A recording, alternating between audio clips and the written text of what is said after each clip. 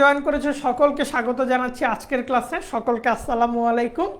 আজকে আমরা আলোচনা যা করছি প্রাকৃতিক ভূগোল এবং পৃথিবীর গঠন। তোমরা যে যেখান থেকে কমেন্ট করছো, ক্লাসে জয়েন করেছো, আমাদের একটু জানিয়ে দিও কে কোথা থেকে জয়েন করেছো। আমরা আরেকটু কিছুক্ষণ অপেক্ষা করি, তোমাদের আর একটা মিনিট অপেক্ষা করব যে তোমাদের বন্ধু বান্ধবরা, বাকি বন্ধুরা যখনই আমাদের ক্লাসটাতে জয়েন হয়ে যাবে আমরা কিন্তু শুরু করব। ওকে, তো এখন কি বলো, আমরা কি শুরু করতে পারি প্রাকৃতিক ভূগোল এবং পৃথিবীর গঠন? আচ্ছা, আই হোপ অনেকেই চলে এসেছে এবং তোমরাও তোমাদের বন্ধুদের মেনশন করে দিচ্ছ।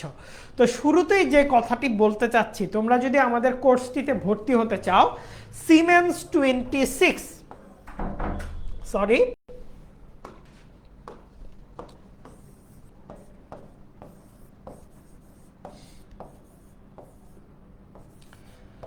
সিমেন্স 26 এই প্রোমো কোডটি ইউজ করে কিন্তু আমাদের কোর্সে শেষ মুহূর্তের প্রস্তুতি কোর্সে একটি বিশেষ মূল্যবান ছাড়ে ভর্তি হয়ে যেতে পারো।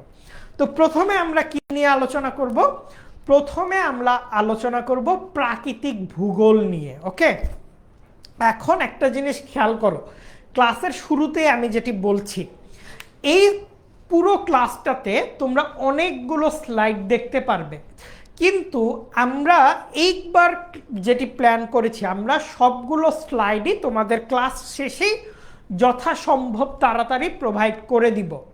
কিন্তু ক্লাসে আমরা মূল যে আলোচনার বিষয়গুলো, যেখান থেকে প্রশ্ন আসতে পারে, যেখান থেকে সৃজনশীল আসতে পারে, সেই সৃজনশীল আসার মতো জায়গাগুলো নিয়ে, সেই এমসিকিউ আসার মতো জায়গাগুলো নিয়ে আমরা আমাদের ক্লাসটিতে আলোচনা করব। তো তারই ধারাবাহিকতায় প্রথমে আমরা দেখছি প্রাকৃতিক ভূগোল। ওকে, প্রাকৃতিক ভূগোল এই চ্যাপ্টারটি, অর্থাৎ প্রথম চ্যাপ্টার নিয়ে আমরা আলোচনায় ঢুকবো। তার আগে তোমরা দেখতে পাচ্ছ আমাদের কোর্স রুটিন, যে 1 নাম্বার উইকে কবে কি ক্লাস রয়েছে, 2 নাম্বার উইকে কবে কি ক্লাস রয়েছে। চাইলে কিন্তু তোমরা আমাদের কোর্স এই স্লাইড থেকে কোর্স রুটিনটি এবং HSC 26 স্টার স্টুডেন্টস গ্রুপ থেকে রুটিনটি ডাউনলোড করে নিতে পারো। প্রাকৃতিক ভূগোল কি? ভূগোল শুনলে অনেকের মধ্যে এই ব্যাপারটি চলে আসে যে ভূগোল মানে বোধহয় নাম, দেশ, ফুল, ফল, একটা যে খেলা খেলি আমরা, ভূগোল মানে হয়তো সেটি। ভূগোল মানে কিন্তু সেটি নয়, বরং প্রাকৃতিক ভূগোলকে আমরা যদি দেখি, এটি এসেছে জিওগ্রাফি শব্দ থেকে। খুবই ইম্পর্টেন্ট ফর এমসিকিউ, খুবই ইম্পর্টেন্ট এই পার্টটা। এই জিওগ্রাফি শব্দটি সর্বপ্রথম ব্যবহার করেছেন গ্রিসের প্রখ্যাত ভূগোলবিদ, যাকে বলা হয় ভূগোলের জনক বা ফাদার অফ জিওগ্রাফি বলা হয়। ভূগোলের প্রখ্যাত গ্রিসের প্রখ্যাত ভূগোলবিদ ইরাটোস্থেনিস, যাকে ফাদার অফ জিওগ্রাফি বলা হয়। তিনি দুটো শব্দের আঙ্গিকে, দুটো শব্দকে মিলিয়ে এই জিওগ্রাফি এই শব্দটি বা শব্দমালা তৈরি করেন। প্রথমটি হচ্ছে জিও, পরেরটি হচ্ছে গ্রাফি। জিও শব্দটি এসেছে জায়া থেকে, যিনি একজন গ্রিক দেবী জায়া, এবং জায়া তাকে বলা হয় ধরণীর দেবী। তো জিও শব্দের অর্থ হচ্ছে ভূ বা পৃথিবী, আর গ্রাফি শব্দের অর্থ হচ্ছে বর্ণনা করা। তাহলে জিও শব্দের অর্থ কি? জিও শব্দের অর্থ হচ্ছে পৃথিবী এবং গ্রাফি শব্দের অর্থ হচ্ছে বর্ণনা করা। যার জন্য আমরা জিওগ্রাফি শব্দের বাংলাটা এভাবে বলতে পারি যে পৃথিবীর বর্ণনা। কি বলতে পারি? পৃথিবীর বর্ণনা। তো জিওগ্রাফিকে তোমরা দেখতে পাচ্ছ ইরাটোস্থেনিসের ছবি। যেমন আমরা যদি ম্যাপ দুটো দেখি, ম্যাপ দুটো আমি নিজে তৈরি করেছি। কেমন হয়েছে ম্যাপ দুটো একটু আমাকে জানাও তো। এটা বঙ্গোপসাগরে ম্যানগ্রোভ ফরেস্ট, কোরাল রিফ এবং সি গ্রাস ডিস্ট্রিবিউশন দিয়ে তৈরি, এবং এইটা হচ্ছে বাগেরহাট এবং বরগুনা জেলার ইয়ারলি রেইনফলের ডিস্ট্রিবিউশন। আমাকে একটু জানাও ম্যাপ দুটো কেমন হয়েছে, আমাকে একটু জানাও ম্যাপ দুটো কেমন হয়েছে, আমাকে একটু জানাও ম্যাপ দুটো কেমন হয়েছে।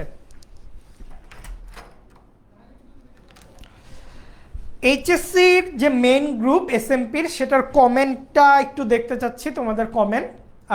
লাইভ পেজের অনেকগুলো কমেন্ট দেখছি। এইচএসসির যে মেইন গ্রুপ, এইচএসসি হিউম্যানিটিস শেষ মুহূর্তের প্রস্তুতি গ্রুপের, কমেন্টগুলো একটু দেখতে চাই। তো তোমরা দেখতে পাচ্ছ এই ম্যাপটির মাধ্যমে আমরা কি করতে পারি, ম্যাপটির মাধ্যমে আমরা দেখাতে পারি যে বাগেরহাট এবং বরগুনাতে বৃষ্টিপাতের ধরন কোথায় কেমন। দেখতে পাচ্ছ উপরে একরকম কালার, নিচে আরেক রকম কালার, অর্থাৎ দুই পাশে বৃষ্টিপাত কিন্তু দুই রকমের। আবার এইখানে দেখো তোমরা ম্যানগ্রোভ ডিস্ট্রিবিউশনে বাংলাদেশের পার্টটাতে দেখো, এখানে ম্যানগ্রোভের পার্ট অনেক ডেন্স, আবার এই জায়গাটিতে আমরা সি গ্রাস কিংবা কোরাল রিফের ডিস্ট্রিবিউশন এতটা ডেন্স দেখতে পারি না। এই যে আমি পৃথিবীর একটা অংশের বর্ণনা করলাম, এইটার নামই হচ্ছে জিওগ্রাফি। হ্যাঁ, পৃথিবীর একটা নামের বর্ণনা করলাম, এটার নামই জিওগ্রাফি। একটা অংশে দেখাচ্ছে বৃষ্টিপাতের ডিস্ট্রিবিউশন কেমন, আরেকটা জায়গায় কোরাল রিফ বা ম্যানগ্রোভ বন বে অফ বেঙ্গলের আশেপাশে কিভাবে ডিস্ট্রিবিউটেড রয়েছে। তো জিওগ্রাফিকে আমরা দুটি ভাগে ভাগ করতে পারি, একটা হচ্ছে প্রাকৃতিক ভূগোল, আরেক এটা আন্ডারস্ট্যান্ড না করলেও চলবে, ম্যাপগুলো কি আছে জাস্ট আমি দেখালাম। একটা হচ্ছে প্রাকৃতিক ভূগোল, আরেকটা হচ্ছে মানব ভূগোল। তো তোমরা আমাকে বলো তো আজকের আমাদের টপিক দুটো প্রাকৃতিক ভূগোলে পড়বে না মানব ভূগোলে পড়বে? ম্যাপটা তোমরা যখন স্লাইডটা পেয়ে যাবা স্পষ্ট দেখতে পারবা। তো আজকের বিষয়গুলো আমাদের প্রাকৃতিক ভূগোলে পড়বে। প্রাকৃতিক ভূগোলের ইংরেজিতে আমরা যেটা করতে পারি ফিজিওগ্রাফি বা জিও সিস্টেম, ফিজিওগ্রাফি অথবা জিও সিস্টেম। অর্থাৎ প্রাকৃতিক ভূগোলকে বলা হয় বিজ্ঞানের এমন একটা শাখা, খুবই মনোযোগ দিয়ে শোনো, হ্যাঁ খুবই মনোযোগ দিয়ে শোনো, খুবই মনোযোগ, রেডি? ওকে, প্রাকৃতিক ভূগোল হচ্ছে বিজ্ঞানের এমন একটা শাখা, কি বললাম?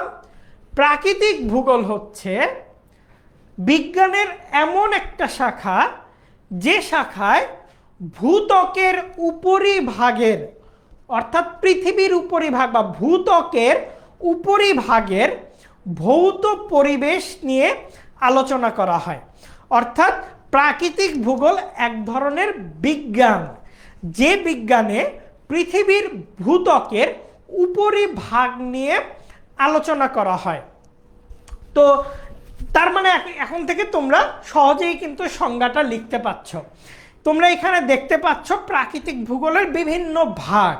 পৃথিবীর উপরিভাগে আমরা যেমন মরুভূমি দেখি, আবার এরকম সমুদ্রের তলদেশ দেখি, আবার এরকম বনাঞ্চলও কিন্তু আমরা দেখতে পারি। তো প্রাকৃতিক ভূগোলের অনেকগুলো সংজ্ঞা আমরা আমাদের স্লাইডে দিয়েছি। কেন দিয়েছি এতগুলো সংজ্ঞা? যাতে ক্লাস শেষে তোমরা যখন স্লাইডটা হাতে পাবা যে কোনো সংজ্ঞা তোমার যেটা পছন্দ হয় সেটা তুমি পড়ে নিতে পারো। হ্যাঁ, যে কোনো সংজ্ঞা যেটা পছন্দ হয় সেটা তুমি পড়ে নিতে পারো। তবে আমার সবচেয়ে পছন্দের সংজ্ঞাটা নিয়ে আমি এখানে আলোচনা করব। আমার সবচেয়ে পছন্দের সংজ্ঞাটা দিয়েছে কোথায়, কই গেল? ওকে, হ্যাঁ, আলেকজান্ডার ফন হাম্বল এবং আর্থার হোমস বা আলেকজান্ডার ফন হাম্বলকে আমরা মিলাতে পারি একসাথে। তবে তোমরা এখানে কার্ল রিটারের বক্তব্যটা একটু শুনবা। দেখো কার্ল রিটার কি বলছে। কার্ল রিটার বলতেছে প্রাকৃতিক ভূগোল হচ্ছে বিজ্ঞানের সেই শাখা। তার মানে এইটা আমরা ক্লিয়ার যে প্রাকৃতিক ভূগোল একটা বিজ্ঞানের বিষয়। যদিও তোমরা হিউম্যানিটিজে পড়তেছ। আচ্ছা, আমার পরিচয় তো দেয়া হয় নাই সবাইকে, আমি কি আমার পরিচয়টা দিব এখন? তোমরা কমেন্টে জানাও আমার পরিচয়টা দিব নাকি। হ্যালো তানিয়া। তো যা পৃথিবীর সমস্ত অবয়ব, বৈচিত্র্য, সম্পর্ক সহ একটি স্বতন্ত্র বিষয় হিসেবে আলোচনা করে। তো জিনিসটা কি?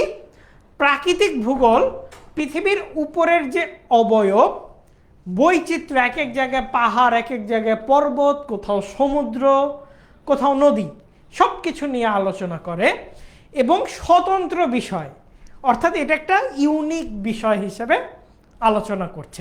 আমার এইটা সবচেয়ে পছন্দের সংজ্ঞা। তোমরা, আমি অনেকগুলো সংজ্ঞা স্লাইডে তুলে দিছি, তোমরা যে কোনোটা নিয়ে আলোচনা করবা এবং এমসিকিউর জন্য পড়তে হবে, কেননা এমসিকিউতে আসতে পারে কোন সংজ্ঞাটা কার। ওকে, আমাকে এখন এইটা একটু বলো, জিওগ্রাফি শব্দটি সর্বপ্রথম ব্যবহার করেছিলেন কে? এইটা একটু বলো, জিওগ্রাফি শব্দটি সর্বপ্রথম আমরা ব্যবহার করতে দেখি কাকে? জিওগ্রাফি শব্দটি সর্বপ্রথম আমরা ব্যবহার করতে দেখি ইরাটোস্থেনিসকে, রাইট? 1 এর সি হবে। প্রাকৃতিক ভূগোল অধ্যয়নের দৃষ্টিভঙ্গি পুনঃ পুনঃ পরিবর্তিত হচ্ছে কেন? কেননা তুমি একটু চিন্তা করো, আজকে বাংলাদেশের চট্টগ্রাম অঞ্চলে আমরা পাহাড় দেখতে পারি, কিছু কিছু জায়গায় পাহাড় কেটে রাস্তা তৈরি হয়েছে, কিছু কিছু জায়গায় পাহাড় কেটে কি হোটেল, হোস্টেল, মোটেল তৈরি হয়েছে। এই যে আজ থেকে 30 বছর আগে ঢাকায় যে নদ নদী নালা ছিল এখন সেটা নাই। এই যে সময়ের সাথে সাথে মানে প্রকৃতির অবয়বের পরিবর্তন হচ্ছে, এই জন্য বারবার পুনঃ পুনঃ মানে কি বারবার এই সময়ের পরিবর্তনের ফলে এই যে পরিবর্তন, এইটা নিয়ে প্রাকৃতিক ভূগোল আলোচনা করে। তার মানে বুঝতে পারছো সময়ের পরিবর্তনে হবে। তো এবার আমি আমার পরিচয়টা দিয়ে নিই, যেহেতু তোমাদের সাথে আমাদের আজকে ফার্স্ট ক্লাস। আমার নাম হচ্ছে আল রাব্বি সিমেন্স, তোমরা আমাকে সিমেন্স ভাইয়া বলেই ডাকতে পারো, আমাকে সবাই তাই বলে ডাকে, তোমাদের ছোট ভাইরা, বড় ভাইরা। বড় ভাইরা কেন বললাম? আমি 10 মিনিট স্কুলে পড়াই 2019 সাল থেকে। 2019 সাল থেকে আমি 10 মিনিট স্কুলে জিওগ্রাফি পড়াই। আমি এসএসসি জিওগ্রাফি পড়াই না, একটু বড়দের ক্লাস নেই, এইচএসসি জিওগ্রাফি পড়াই। এরপর তোমরা যখন আরেকটু বড় হবে, আমাদের কোর্স শেষে যখন আমাদের অ্যাডমিশনে ভর্তি হবে, তখন আমাদের অ্যাডমিশনে আমার জিকে ক্লাস দেখতে পারবা। এবং আমি বিসিএস জিওগ্রাফিও পড়াই। আর আমি পড়াশোনা কই থেকে করছি অবভিয়াসলি জানার বিষয়।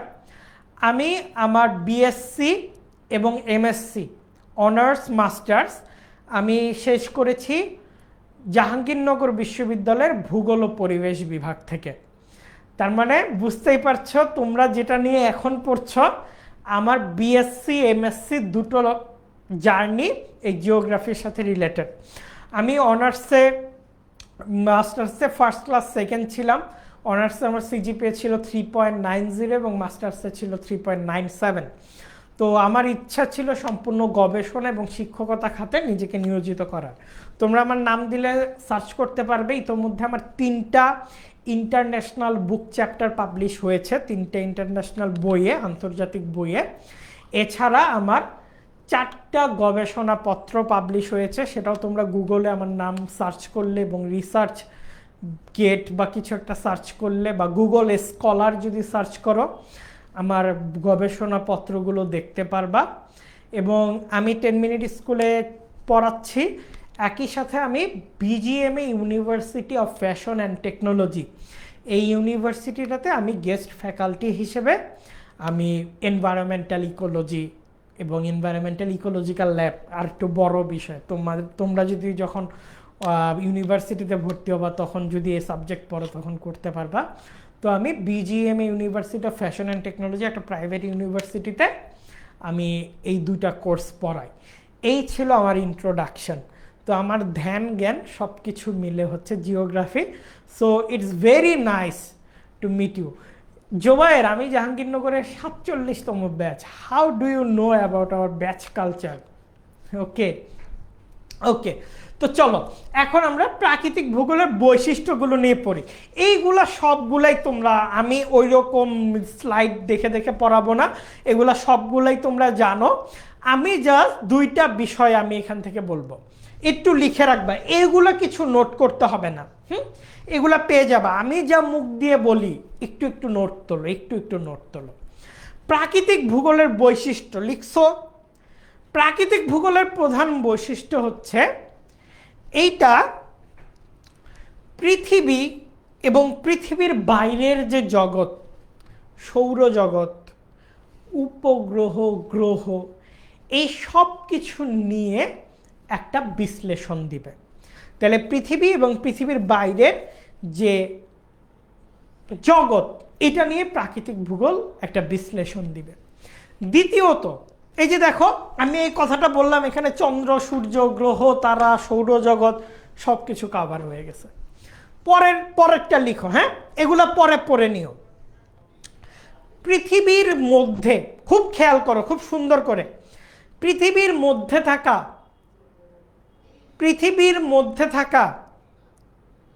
বায়ুমণ্ডল,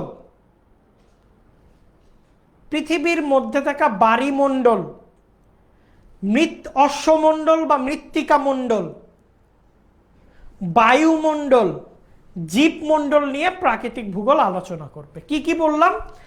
পৃথিবীর মধ্যে থাকা বায়ুমণ্ডল মানে পানি যেখানে আছে, বায়ুমণ্ডল, হ্যাঁ, বায়ুমণ্ডল, অশ্বমণ্ডল, এই যে আমরা যার উপর ঘর বাড়ি করি, এবং জীবমণ্ডল, এই যে আমি, তুমি, কুকুর, বিড়াল, গাছপালা, এই সব কিছু নিয়ে প্রাকৃতিক ভূগোল আলোচনা করবে।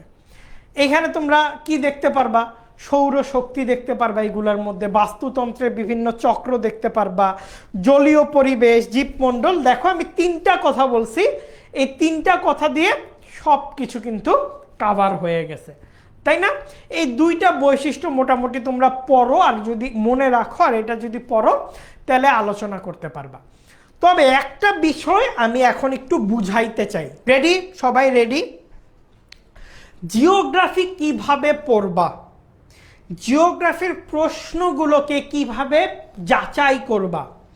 কি বললাম? জিওগ্রাফি কিভাবে পড়বা, জিওগ্রাফির কোশ্চেনগুলোকে কিভাবে যাচাই করবা। 3টা জিনিস মাথায় রাখতে হবে।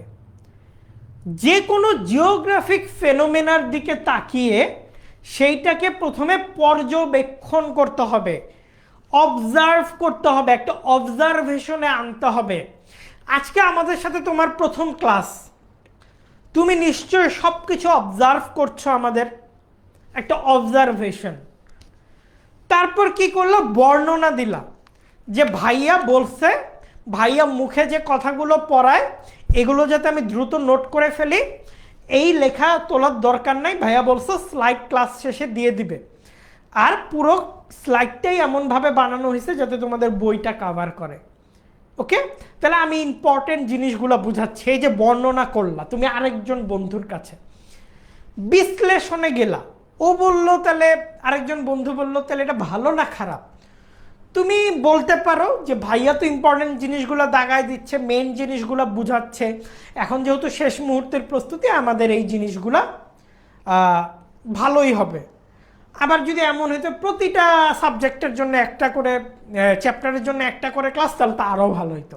কিন্তু সময়, সুযোগ, অনেক কিছু আমাদের হাতে হয় না। তো এই যে তুমি একটা বিশ্লেষণে গেলা, এই জিনিসটাই ভূগোলবিদের কাজ, মানে জিওগ্রাফারদের কাজ। কি বললাম? 3টা বিষয়। অবজার্ভ করতেছো, ক্লাস কেমন যাচ্ছে, সিস্টেম কি, বর্ণনা করতেছো। সেকেন্ড বিষয়, থার্ড বিষয়টা কি? বিশ্লেষণ করতেছো। পর্যবেক্ষণ, বর্ণনা, বিশ্লেষণ, পর্যবেক্ষণ, বর্ণনা, বিশ্লেষণ। আমার নাম নিয়ে কনভারসেশন করতেছে, আমি ইউজ টু।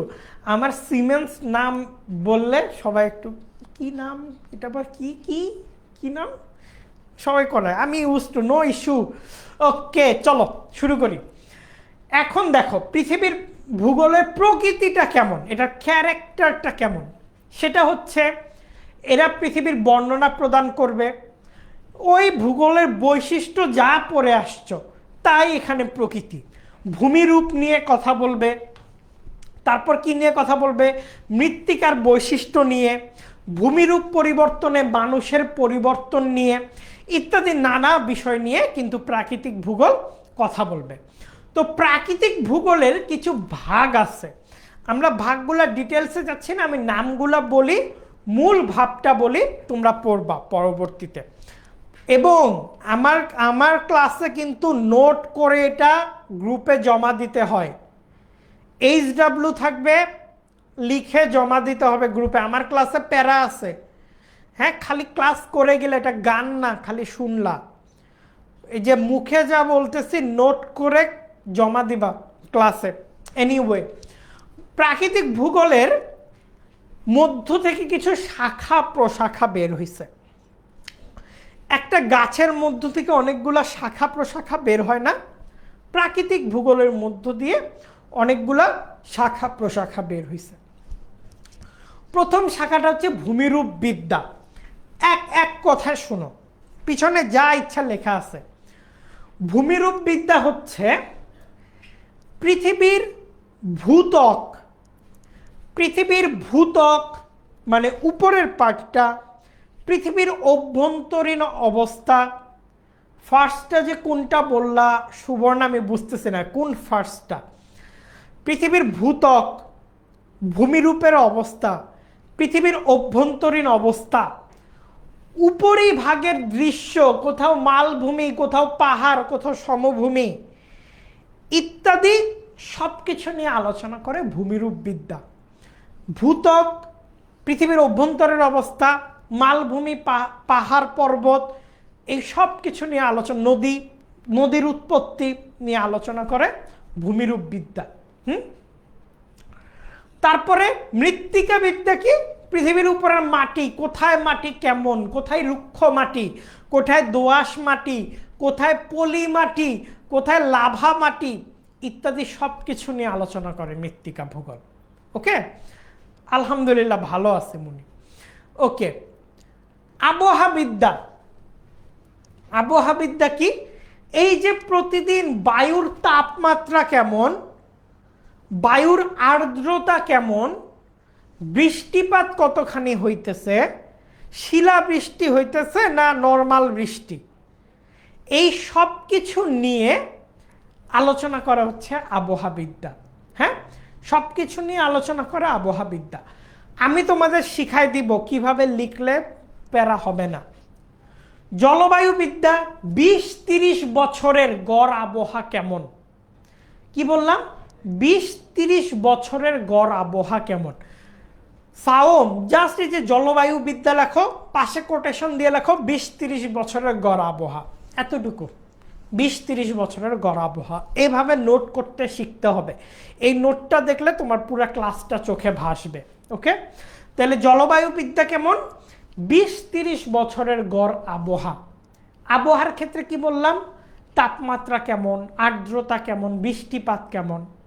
তার মানে জলবায়ুবিদ্যা হচ্ছে 20-30 বছরের বৃষ্টিপাত কেমন ছিল, আবহাওয়া কেমন ছিল, আর্দ্রতা কেমন ছিল ইত্যাদি নিয়ে আলোচনা। সমুদ্রবিদ্যা কি? এই যে সমুদ্র স্রোত, জোয়ার ভাটা, সমুদ্রের তলদেশ কিংবা সমুদ্রের অবস্থান ইত্যাদি সব কিছু নিয়ে আলোচনা করে হচ্ছে সমুদ্রবিদ্যা। আর জীব ভূগোলের দুটি শাখা দেখতে পাচ্ছ, একটা হচ্ছে উদ্ভিদ বিজ্ঞান আর একটা হচ্ছে প্রাণী ভূগোল। হ্যাঁ, একটা হচ্ছে উদ্ভিদ বিজ্ঞান আর একটা হচ্ছে প্রাণী ভূগোল। তো এই উদ্ভিদ ভূগোল আর প্রাণী ভূগোল, যারা উদ্ভিদ নিয়ে কাজ করে, আর একটা হচ্ছে প্রাণী নিয়ে যারা কাজ করে, গাছপালা নিয়ে যারা কাজ করে তারা উদ্ভিদ ভূগোলে পড়বে, প্রাণী নিয়ে যারা কাজ করে তারা প্রাণী ভূগোলে পড়বে, অর্থাৎ বোটানি এবং জুওলজি এই দুইটাতে। তো এবার আমাকে বলো, প্রাকৃতিক ভূগোলের কোন শাখায় নদীর কার্য নিয়ে আলোচনা করা হয়? শোনো, আমার ইম্পর্টেন্ট কথাগুলা জাস্ট নোট করো বাবা।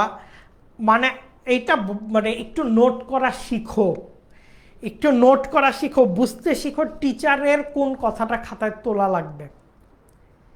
এই যে আমি যে ছোট ছোট ইম্পর্টেন্ট কথাগুলো বলতেছি, ভাগগুলা বলতেছি, ভূমিরূপ বিদ্যা সম্পর্কে কি বুঝায়, সমুদ্র বিদ্যা নিয়ে কি বুঝায়, একটু লিখে রাখো, এটাই তো নোট। ওকে, আর স্লাইডটা পাবা হচ্ছে আমাদের অ্যাপে। তাহলে নদীর কার্য নিয়ে কারা আলোচনা করে? নদীর কার্য নিয়ে কারা আলোচনা করে? ইয়েস, এই যে যেমন তানিয়া লিখছে 20-30 বছরের গড় আবহাওয়াকে জলবায়ু বলে। এই যে ছোট্ট একটা নোট, একটা ছোট্ট লাইন হইল। হ্যাঁ, এইরকম।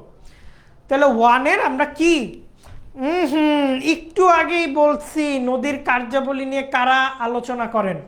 আস্তে আস্তে বললে শেষ হবে না। এটা কি চাও না ক্লাসটা সবগুলা পার্ট আমরা শেষ করি? দৌড়াইতে হবে এখন সাথে সাথে। হ্যাঁ, পরীক্ষার আর বেশি সময় নাই, শেষ মুহূর্তের প্রস্তুতি, দৌড়াইতে হবে। আর কিছু না হইলেও সমস্যা নাই, এই লাইফটা তো গ্রুপে থেকে যাবে, অ্যাপে থেকে যাবে, পরবর্তীতে করে নিতে পারবা। এই যে কারেক্ট অ্যান্সার দিচ্ছে Mehjabin, very good Mehjabin, very good. এখন আমি দুইটা কাজ করতে পারি, আমি বলি এখানে 250-র উপর স্লাইড আছে। এখন তোমরা বলো কিভাবে কি করব। আমরা তো চাইতেছি বেস্ট ইটা দিতে, তোমাদের নিতে হবে তো বেস্ট জিনিসটা। জলবায়ুবিদ্যা কেন হবে? নদী নিয়ে আলোচনায় জলবায়ুবিদ্যা কেন আসবে? মনোযোগ দিয়ে শোনো নাই। ভূমিরূপ বিদ্যা নিয়ে আলোচনা করে হচ্ছে, আর নদী আলোচনার প্রেক্ষাপটটা হচ্ছে ভূমিরূপ বিদ্যা নিয়ে।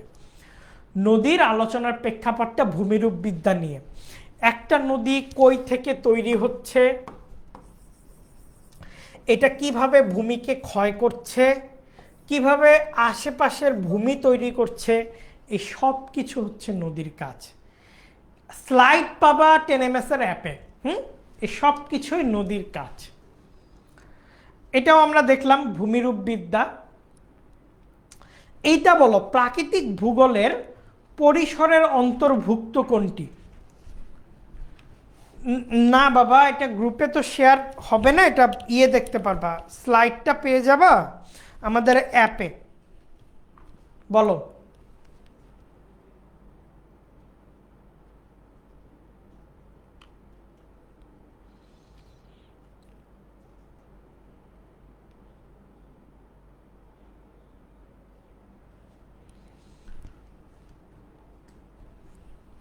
হ্যাঁ, সবগুলো দিব রে বাবা। কেন কিপটামি করব নাকি আমরা? আমাদের কি কিপটা লাগতেছে? ওকে, তাহলে এটা হচ্ছে সমুদ্র ভূগোল। Very good. ওকে, প্রাকৃতিক ভূগোলের বিষয়বস্তু, প্রাকৃতিক ভূগোল। আরে বাবা, আমি মনে এই পর্যন্ত 4বার বললাম, স্লাইডটা পাবা তোমরা 10 মিনিট স্কুলের অ্যাপে। তাও বলে ভাইয়া প্লিজ আরেকবার বলেন। ওকে, দেখো প্রাকৃতিক ভূগোলের আলোচনার বিষয়বস্তু হচ্ছে দুটি। একটা হচ্ছে জৈব উপাদান আর একটা হচ্ছে অজৈব উপাদান। জৈব উপাদান কি? যাদের জীবন আছে বা জীবন ছিল এক সময়, এই সব কিছু হচ্ছে জৈব উপাদান। পাখি, প্রাণী, মানুষ, সকল জীবিত মৃত বস্তু। আর যে উপাদানগুলোর কোনো জীবন নেই, লাইক তাপমাত্রা, হ্যাঁ, লাইক তাপমাত্রা। তারপরে আচ্ছা, ইম্পর্টেন্ট জিনিস জায়গায় দিব না, তবে এই অধ্যায়টা পুরাটাই পড়তে হবে। ইন্ট্রোডাক্টরি তো, যে কোনো জায়গা থেকে প্রশ্ন আসতে পারে, আর এটা তো বানাই লেখা যায়। পানি, আলো, বাতাস, এই সবগুলো হচ্ছে অজৈব উপাদান। তো এটাই হচ্ছে প্রাকৃতিক ভূগোলের সাবজেক্ট ম্যাটার, বিষয়বস্তু। যেমন দেখো এই খরগোশটি, খরগোশ বলে, এটা হলো ক্যাঙ্গারু। এই ক্যাঙ্গারুটা, কিংবা এই যে মাছ দেখা যাচ্ছে, ব্যাঙ দেখা যাচ্ছে, পাখি দেখা যাচ্ছে, এই সব কিছু হচ্ছে জৈব উপাদান। আবার দেখো এই যে সূর্যের আলো দেখা যাচ্ছে, পানি দেখা যাচ্ছে, এই সবগুলো হচ্ছে অজৈব উপাদান। তাহলে জৈব উপাদান আর অজৈব উপাদান আশা করতেছি তোমাদের কাছে ক্লিয়ার। হ্যাঁ,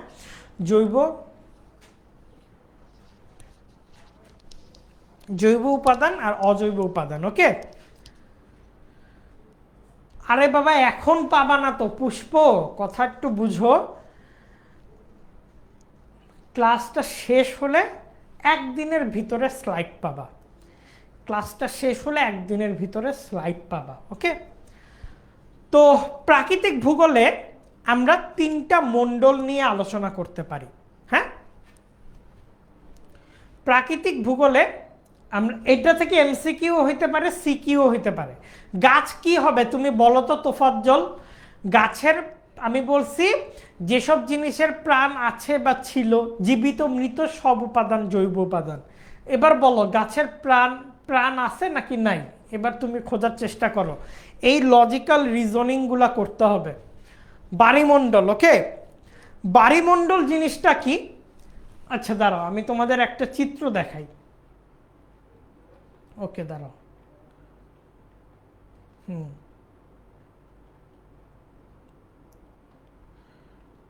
ওকে দেখো, খুবই মনোযোগ দিয়ে শোনো, হ্যাঁ, প্রশ্ন আসতে পারে, খুবই মনোযোগ দিয়ে শোনো, প্রশ্ন আসতে পারে। গাছ তো জৈব উপাদান, very good Ratul, very good. খুবই মনোযোগ দিয়ে শোনো, স্লাইডের চিন্তা ফিনতে এগুলো পরে বাদ দাও, এগুলো কমেন্টেও জানাতে পারবা, ক্লাস করো, ক্লাস করো। দেখো, বাড়িমণ্ডলের মধ্যে আমরা কি দেখতে পাই? বাড়িমণ্ডলের মধ্যে আমরা বৃষ্টি, পানি সংক্রান্ত যা যা আছে এই সব কিছু বাড়িমণ্ডলের মধ্যে দেখতে পারি। পানি সংক্রান্ত যা যা আছে এই সব কিছু আমরা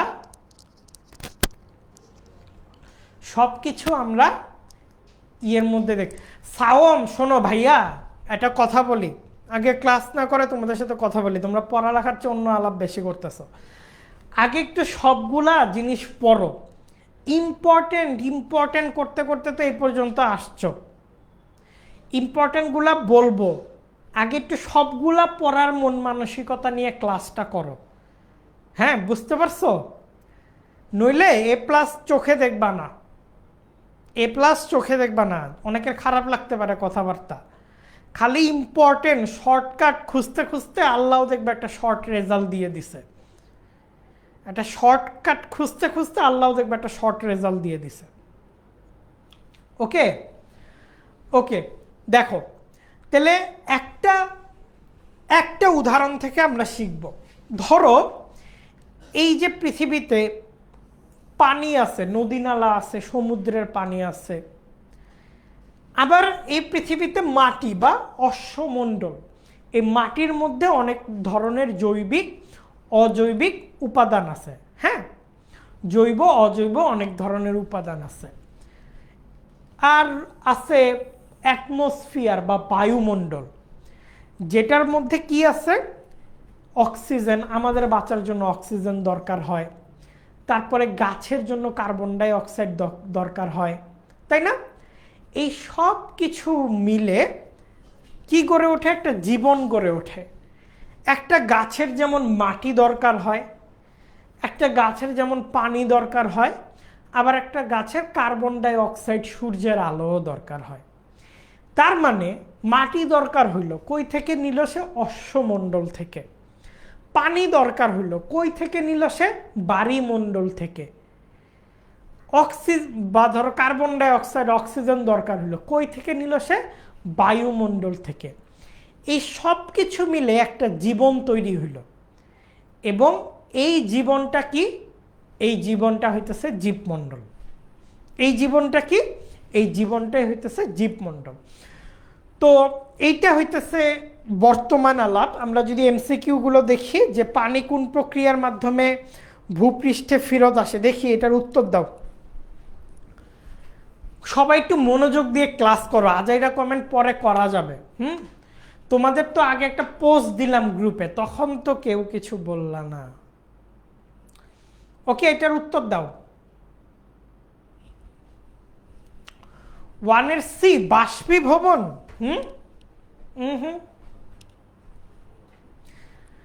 পানি কোন প্রক্রিয়ার মাধ্যমে ভূপৃষ্ঠে ফেরত আসে? পানি কোন প্রক্রিয়ার মাধ্যমে ভূপৃষ্ঠে ফেরত আসে?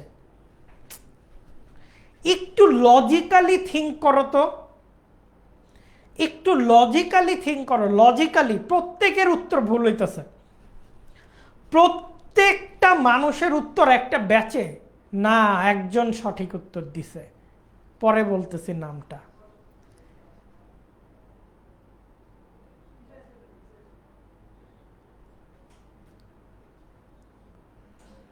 ওকে, প্রত্যেকে ভুল বলতেছ, শুধুমাত্র খাদিজা ঠিক করছে, শুধুমাত্র খাদিজার উত্তরটা ঠিক হয়েছে। দেখো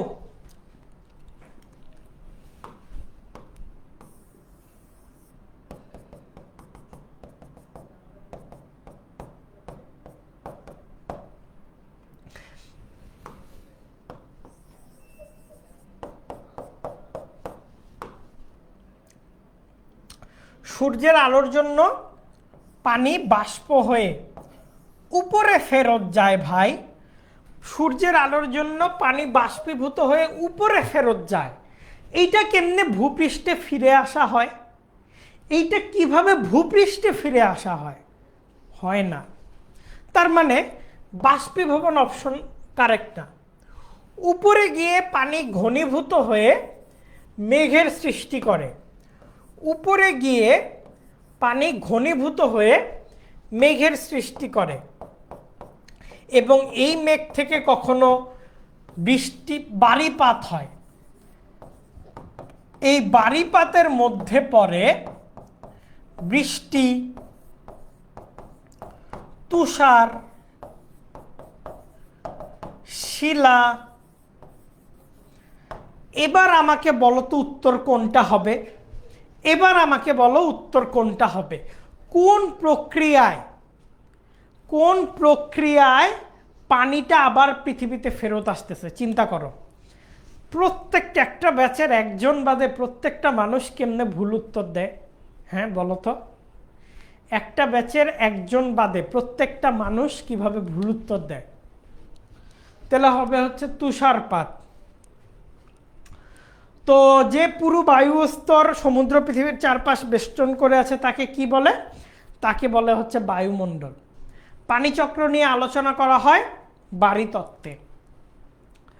তো এই গুরুত্ব তোমরা একটু পড়ে নিবা। এগুলো তো এমনি লেখা যায়, কি কি সম্পর্কে জানতে পারবো, অমুক সম্পর্কে তমুক সম্পর্কে জানতে পারবো, এইটা আমি পড়াচ্ছি না। আমাকে এখন এই সৃজনশীলটার স্ক্রিনশট তুলে রাখো। তোমরা এই সৃজনশীলটার স্ক্রিনশট তুলে রাখো। তোমরা এই সৃজনশীলটার স্ক্রিনশট তুলে রাখো এবং স্ক্রিনশট তোলা হলে বলো ডান। এই সৃজনশীলটার স্ক্রিনশট তোলা রাখো, স্ক্রিনশট তোলা হলে বলো ডান। এই সৃজনশীলটার স্ক্রিনশট তোলা রাখো এবং স্ক্রিনশট তোলা হলে বলো ডান। তুষারপাত প্রক্রিয়া না কে বলছে? এটা প্রিসিপিটেশন প্রসেস। তুষারপাত প্রক্রিয়া না কে বলছে? এটা বারিপাতের অংশ, বারিপাত প্রক্রিয়ার অংশ।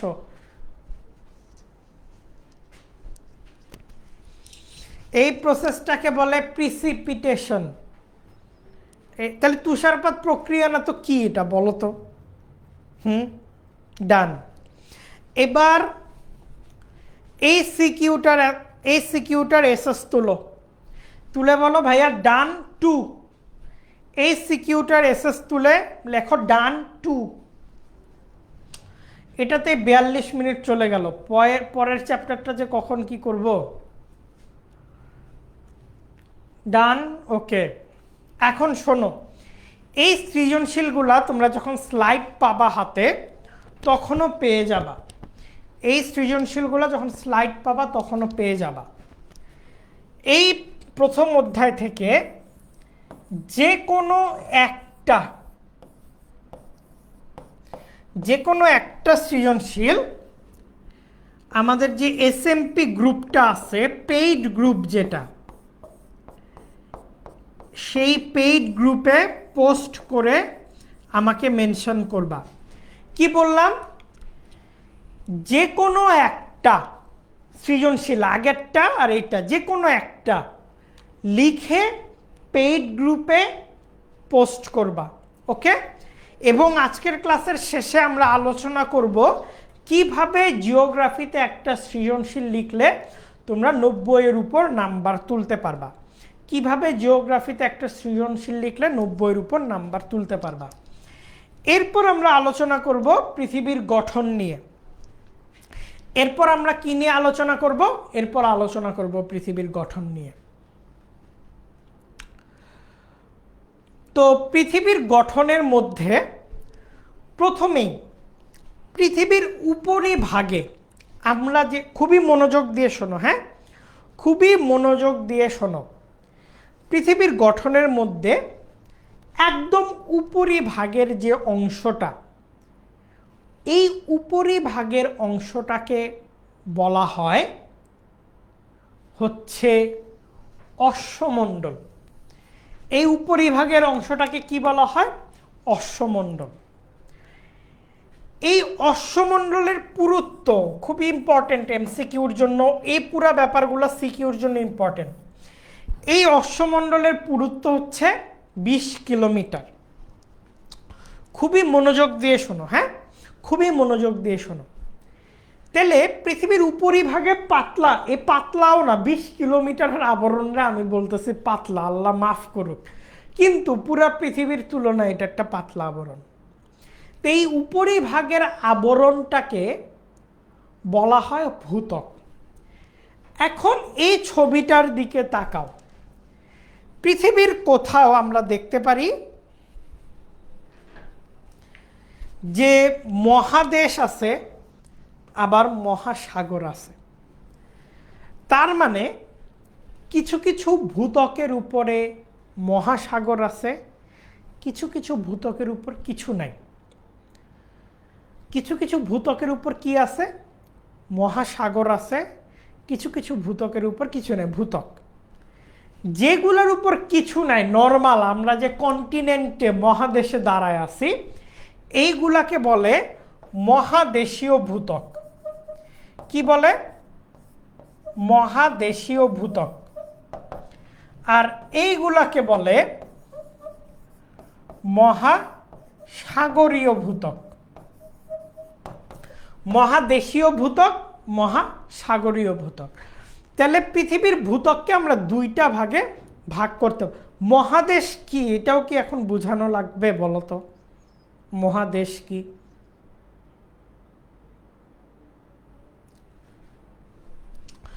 দেখো তোমাদের যে কি অবস্থা, আমি তো অবাক। আমি তো আরো একটু এক্সপেক্ট করছিলাম, আর একটু বেটার প্রিপারেশন এক্সপেক্ট করছিলাম তোমাদের কাছ থেকে। শর্ট সিলেবাসে পড়ে আসতে আসতে এই অবস্থা নাকি? ওকে, পরেরটা একটু দেখো। এখন আমরা দেখব এই মহাদেশীয় ভূত্বক, এইটার মধ্যে কি কি উপাদান থাকে। খুব মনোযোগ দিয়ে শোনো। আরেকবার রিক্যাপ করি। পৃথিবীর উপরের যে ভূত্বকটাকে দুইটা ভাগে ভাগ করা যায়, একটা হচ্ছে মহাসাগরীয়, আরেকটা হচ্ছে মহাদেশীয়। রাইট? মহাসাগরীয়, মহাদেশীয়। মহাদেশীয় ভূত্বককে আমরা দুইটা স্তরে ভাগ হতে দেখি। মহাদেশীয় ভূত্বককে আমরা দুইটা স্তরে ভাগ হইতে দেখি। কয়টা? দুইটা স্তরে ভাগ হইতে দেখি। একটা হচ্ছে গ্রানাইট, ফেলসিক বা সিয়াল স্তর, আরেকটা হচ্ছে ব্যাসাল্ট, মেফিক বা সীমা স্তর। একসাথে মনে রাখবো আমরা, হ্যাঁ? Granite, felsic, sial. Granite, felsic, sial. Granite, felsic, sial. Basalt হচ্ছে, আরেকটা হচ্ছে basalt, mafic, sima. Basalt, mafic, sima. Full syllabus. ছোটবেলায় করোনার ব্যাচে যখন করোনায় যখন ছিলা, তখন তো সিলেবাস কমায় দিছিল, আমার তো মনে আছে। যখন 4 বছর আগে 5 বছর আগে করোনার সময় ছিলা, কমায় দিছে না সিলেবাস? বেসিকটা ওইখানে দুর্বল হয়ে গেছে। গ্রানাইট, ফেলসিক, সিয়াল, আরেকটা হচ্ছে ব্যাসাল্ট, মেফিক, সীমা। মানে এক একজন প্রশ্ন করতেছে ভাই মহাদেশ কি, আবার আরেকজনে বলতেছে ভাই আমাদের তো ফুল সিলেবাস। ভাইয়া কি বলেন ভাইয়া, আমাদের হাফ সিলেবাস? আমাদের তো ফুল সিলেবাস ভাইয়া। ফুল সিলেবাসই জানে না, এই কি অবস্থা। ওকে, ভূত্বকের এখন এসে আমার নিশ্চয় বুঝাইতে হবে না, এক এক বইয়ে এক এক রকম তথ্য দেওয়া এইচএসসিতে। এসএসসিতে গিয়ে ভর্তি হইতে পারো। ওকে, তাহলে প্রথমটা নিয়ে আমরা আলোচনা করি, গ্রানাইট স্তর। এই গ্রানাইট স্তরটা আগ্নেয় শিলা দ্বারা এই স্তরটা তৈরি করা। কি সেরা? আগ্নেয় শিলা দ্বারা অগ্নুৎপাত হয়ে একটা শিলা তৈরি হয়েছে, এইটা হচ্ছে গ্রানাইট স্তর। আর এই অগ্নুৎপাতের উপর খুব সামান্য পরিমাণ পাললিক শিলা আছে। এই অগ্ন্যুৎপাতের উপর খুব সামান্য পরিমাণ কি আছে? পাললিক শিলা আছে এই অগ্ন্যুৎপাতের উপর। আর এই গ্রানাইট স্তরে আমরা সিলিকনের পরিমাণ দেখি 70, অ্যালুমিনিয়ামের পরিমাণ দেখি 30%, যার জন্য এটাকে বলা হয় সিয়াল স্তর। মানে সিলিকন আর অ্যালুমিনিয়াম, সিলিকন আর অ্যালুমিনিয়াম, সিলিকন আর অ্যালুমিনিয়াম কি? সিয়াল, সিলিকন আর অ্যালুমিনিয়াম। এবার ব্যাসল্ট স্তরে আসি। ব্যাসল্ট স্তরের নাম বলছি আমি সীমা, সীমা বলছি তাই না? এইখানে আছে সিলিকন এবং ম্যাগনেসিয়াম। তাহলে এই ব্যাসল্ট স্তরে কি আছে? সিলিকন আর ম্যাগনেসিয়াম। তো পৃথিবীতে শতকরা 83% এই ব্যাসল্ট স্তর দিয়ে তৈরি। এই পুরা জিনিসটা তোমরা অবশ্যই, এই পুরা জিনিসটা অবশ্যই এমসিকিউ সিকিউ দুইটার জন্যই ভালো মতো পড়বা। এই পুরা জিনিসটাই এমসিকিউ সিকিউ আমি কই লিখে দিব, এমসিকিউ প্লাস সিকিউর জন্য ভালো মতো পড়তে হবে এই পুরা জিনিসটাই। ওকে, এখন একটা জিনিস একটু খেয়াল করবা, জিওগ্রাফিতে যখনই, পরিবেশে যখনই এক স্তর থেকে আরেক স্তরে যাবা, সবসময় মাঝে একটা ট্রানজিশন পিরিয়ড দেখবা। সবসময় মাঝে কি দেখবা? কি বলছি? ট্রানজিশন। এইটা যদি কালো হয়, এইটা যদি সাদা হয়, নেচারে সবসময় মাঝখানে একটা গ্রে লাইন বা ধূসর লাইন থাকে।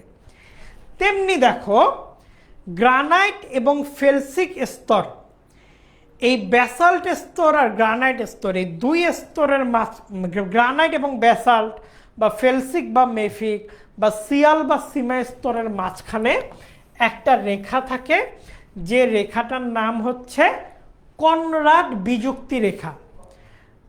একটু অনেকে, আমার এখানে ক্লিয়ার আছে ক্লাস, তোমাদের ব্লারি দেখালে একটু রিস্টার্ট করো ইন্টারনেটটা। আবার কি বলছি?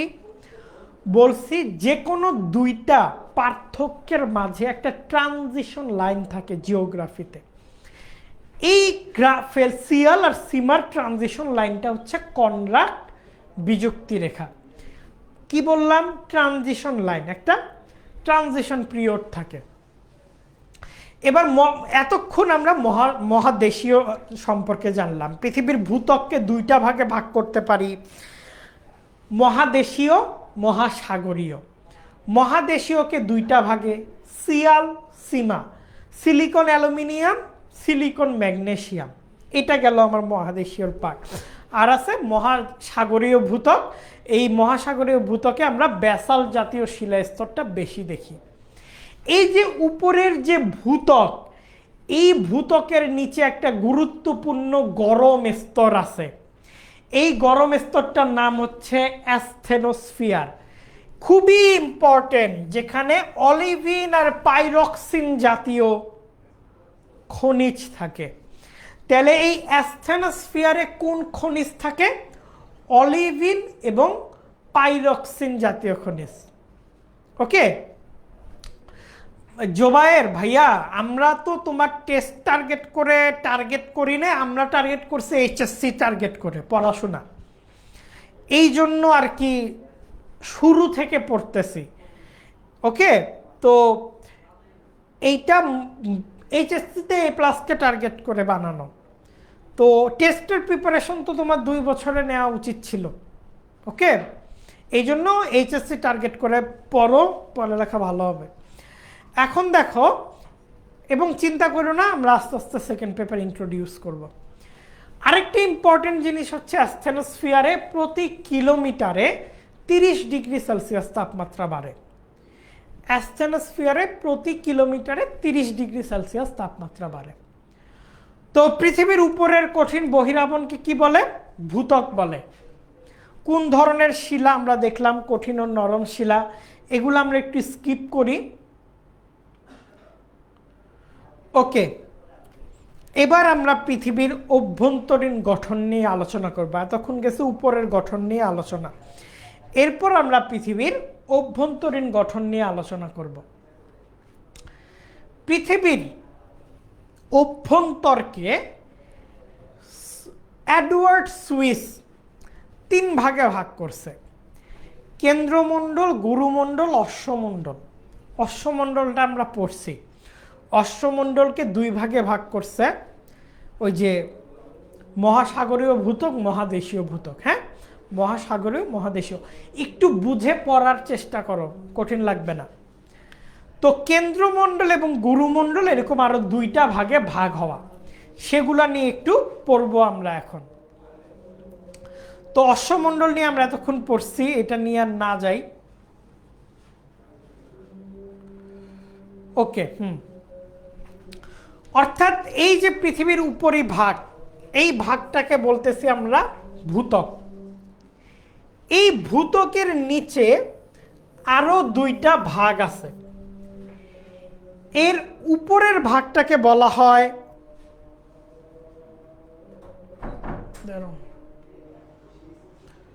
এই যে এর উপরের নিচের ভাগটাকে বলা হয় নিম্ন গুরুমণ্ডল, আর উপরের ভাগটাকে বলা হয় ঊর্ধ্ব গুরুমণ্ডল। তাহলে এই যে এটা হচ্ছে ভূত্বক, এর ঠিক নিচের ভাগটা হচ্ছে ঊর্ধ্ব গুরুমণ্ডল, তার নিচের ভাগটা হচ্ছে নিম্ন গুরুমণ্ডল। তাইলে নিম্ন গুরুমণ্ডলে আমরা সিলিকনের পার্সেন্টেজটা সবচেয়ে বেশি দেখি। নিম্ন গুরুমণ্ডলে কি দেখি? সিলিকনের পার্সেন্টেজ সবচেয়ে বেশি দেখি। আর এই নিম্ন গুরুমণ্ডলের উপরের অংশটাই হচ্ছে ঊর্ধ্ব গুরুমণ্ডল। ওকে, এখানে ব্যাসল্ট জাতীয় উপাদান বেশি দেখা যায়। তো এই ছিল গুরুমণ্ডল নিয়ে আমাদের 2টা পার্ট।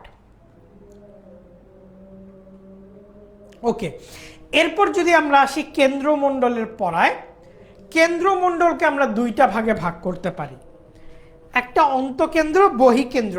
এবার আমরা দেখি, এইটা হইতেছে অন্তকেন্দ্র,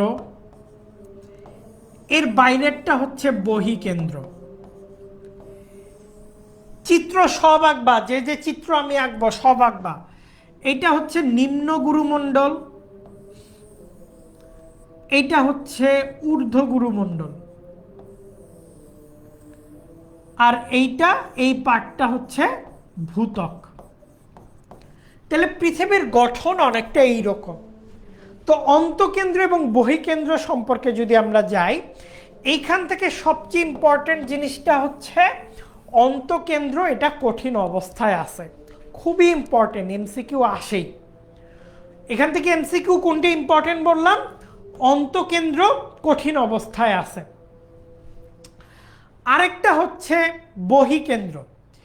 এই বহিকেন্দ্রটাকে বলা হয় হচ্ছে তরল উপাদান দিয়ে তৈরি। এই বহিকেন্দ্রটাকে কি বলা হয়?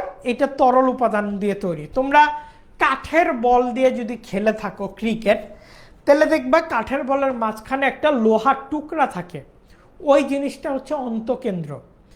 আর লোহার টুকরার উপরেই এই যে তরল উপাদান দিয়ে যে আউটার শেলটা গঠিত, এইটাকে বলা হচ্ছে বহিকেন্দ্র। তো এই ছিল কেন্দ্রমণ্ডলের গুরুত্বপূর্ণ বৈশিষ্ট্যগুলা। কেন্দ্রমণ্ডলের তাপমাত্রা আমরা প্রায় 3 থেকে 6000 ডিগ্রি সেলসিয়াসের মধ্যে দেখতে পাই, এবং গুরুমণ্ডলের নিম্নাংশ থেকে কেন্দ্রমণ্ডলের বিস্তৃতি যে অংশ, এটাকে আমরা মূলত কেন্দ্র পর্যন্ত, অর্থাৎ এটা যদি গুরুমণ্ডল হয় একদম পৃথিবীর মাঝখান পর্যন্ত, এই অংশটাকে আমরা কেন্দ্রমণ্ডল হিসেবে জেনে থাকি আর কি। তো এই এমসিকিউগুলো তোমরা বাসায় প্র্যাকটিস করবা, এবং প্লিজ এখান থেকে এই এসএসটা তুলো, এইখান থেকে এই এসএসটা তুলো। ভূত্বক বা অশ্বমণ্ডল, ইয়েস, ভূত্বক বা অশ্বমণ্ডল।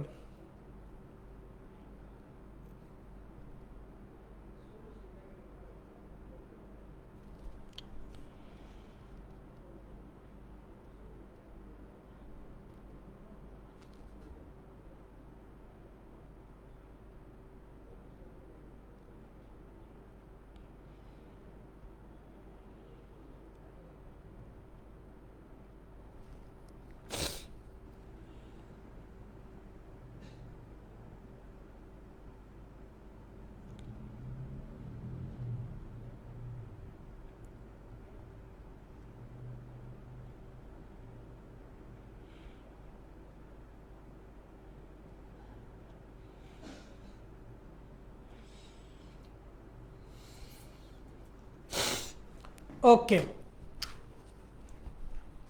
গুরুমণ্ডলের দুইটা অংশের নাম ছিল বাবা, ঊর্ধ্ব গুরুমণ্ডল আর নিম্ন গুরুমণ্ডল।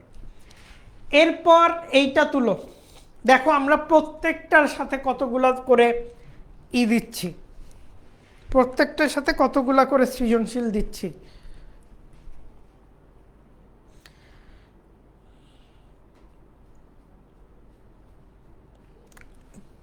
কিছু পদার্থ আছে যে উত্তপ্ত অবস্থাতেও,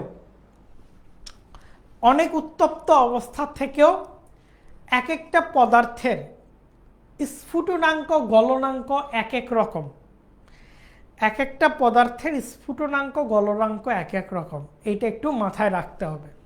ওকে, এরপর আমরা পৃথিবীর ভূমিরূপ নিয়ে আলোচনা করব। এরপর আমরা কি নিয়ে আলোচনা করব? পৃথিবীর ভূমিরূপ নিয়ে আলোচনা করব। ওকে, প্রথমে আমরা পর্বত নিয়ে আলোচনা করব। ওকে, প্রথমেই দেখো খুবই ইম্পর্টেন্ট, হ্যাঁ, এই পর্বতটা সৃজনশীলের জন্য খুবই ইম্পর্টেন্ট, খুবই ইম্পর্টেন্ট, মনোযোগ দিয়ে শোনো। পৃথিবীর পর্বতকে আমরা 5 ভাগে ভাগ করতে পারি। একটা হচ্ছে ভঙ্গিল পর্বতমালা,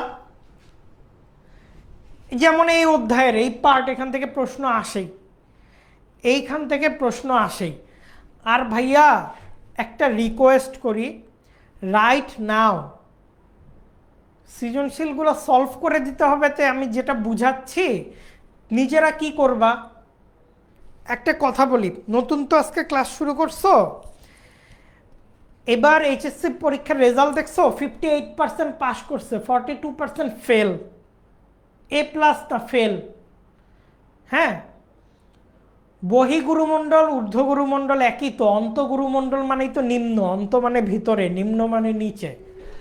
তো শর্টকাট, এখন শর্টকাট দেখো না, পরীক্ষার এখনো সময় আছে, এখন ফুল পড়াটা পড়ো, নইলে এ প্লাস পাবা না। পরে এসে কানবা যে ভাইয়া এটা পারি নাই, ওইটা পারি নাই, এটা বুঝি না। কেননা তুমি তো ফাঁকি দিয়া পড়ছো, সব পড়ো নাই, খালি ভাগ ভাগ করে ইম্পর্টেন্ট জিনিস পড়ছো। বুঝতে পারছো? একটু পুরাটা পড়তে চেষ্টা করো। বড় হিসেবে একটা কথা বলতেছে, এটা শুনো, হ্যাঁ। আর নইলে আরেকটা কাজ করতে পারো, এসএসসিতে গিয়ে আরেকবার ভর্তি হইতে পারো, যদি পড়াশোনা ভালো না লাগে। এসএসসিতে গিয়ে আরেকবার ভর্তি হইতে পারো, একটা ভালো বুদ্ধি দিলাম। সাজেশন দাগানো ইম্পর্টেন্ট না করে একটু করো। আর সৃজনশীল লিখে দিব না, মানে সৃজনশীল লিখে দিতে হবে, এটা কিভাবে বলো? তাহলে তোমার কাজটা কি? 2টা সৃজনশীল দিছি, এটাও যদি না লিখতে পারো তাহলে তোমার কাজটা কি?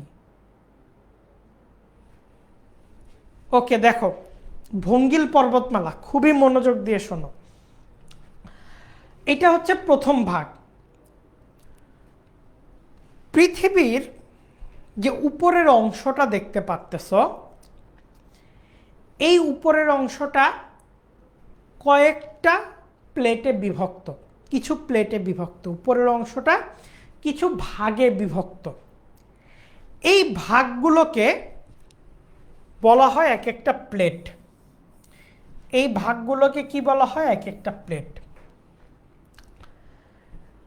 এখন একটু চিন্তা করো, তোমরা যখন পানি গরম করো, এই মেকানিজমটা আমরা পরের চ্যাপ্টারে শিখব। তার আগে দেখো, তোমরা যখন পানি গরম করো, ওই গরম করলে অনেক সময় উপরের ঢাকনাটা খুলে পড়ে যায় না? তার মানে নিচ থেকে একটা ক্রিয়া কাজ করে, বাষ্প কাজ করে, দেখবা পানি বুদবুদ হয়, নিচের পানি উপরে চলে আসে, উপরের পানি নিচে চলে যায়। একটা স্যুপ রান্না করলে আমরা যেমন দেখি, অনেকটা ওই রকম হয়, নিচের পানি উপরে চলে যায়, উপরের পানি নিচে চলে যায়, এরকম একটা রানিং, একটা সার্কুলেশন ঘটে। এই সার্কুলেশনটাকে আমরা বলি পরিচলন স্রোত। এখন চিন্তা করো, আমি যদি এরকম একটা সার্কুলেশন করি, এর উপরের সার্কুলেশনের উপরে যদি আমরা কিছু রাখি, এই জিনিসটা নড়াচড়া করবে না? তো পৃথিবীর নিচে যে গলিত ম্যাগমা আসে, এই ম্যাগমাগুলো এরকম সার্কুলেট হয়।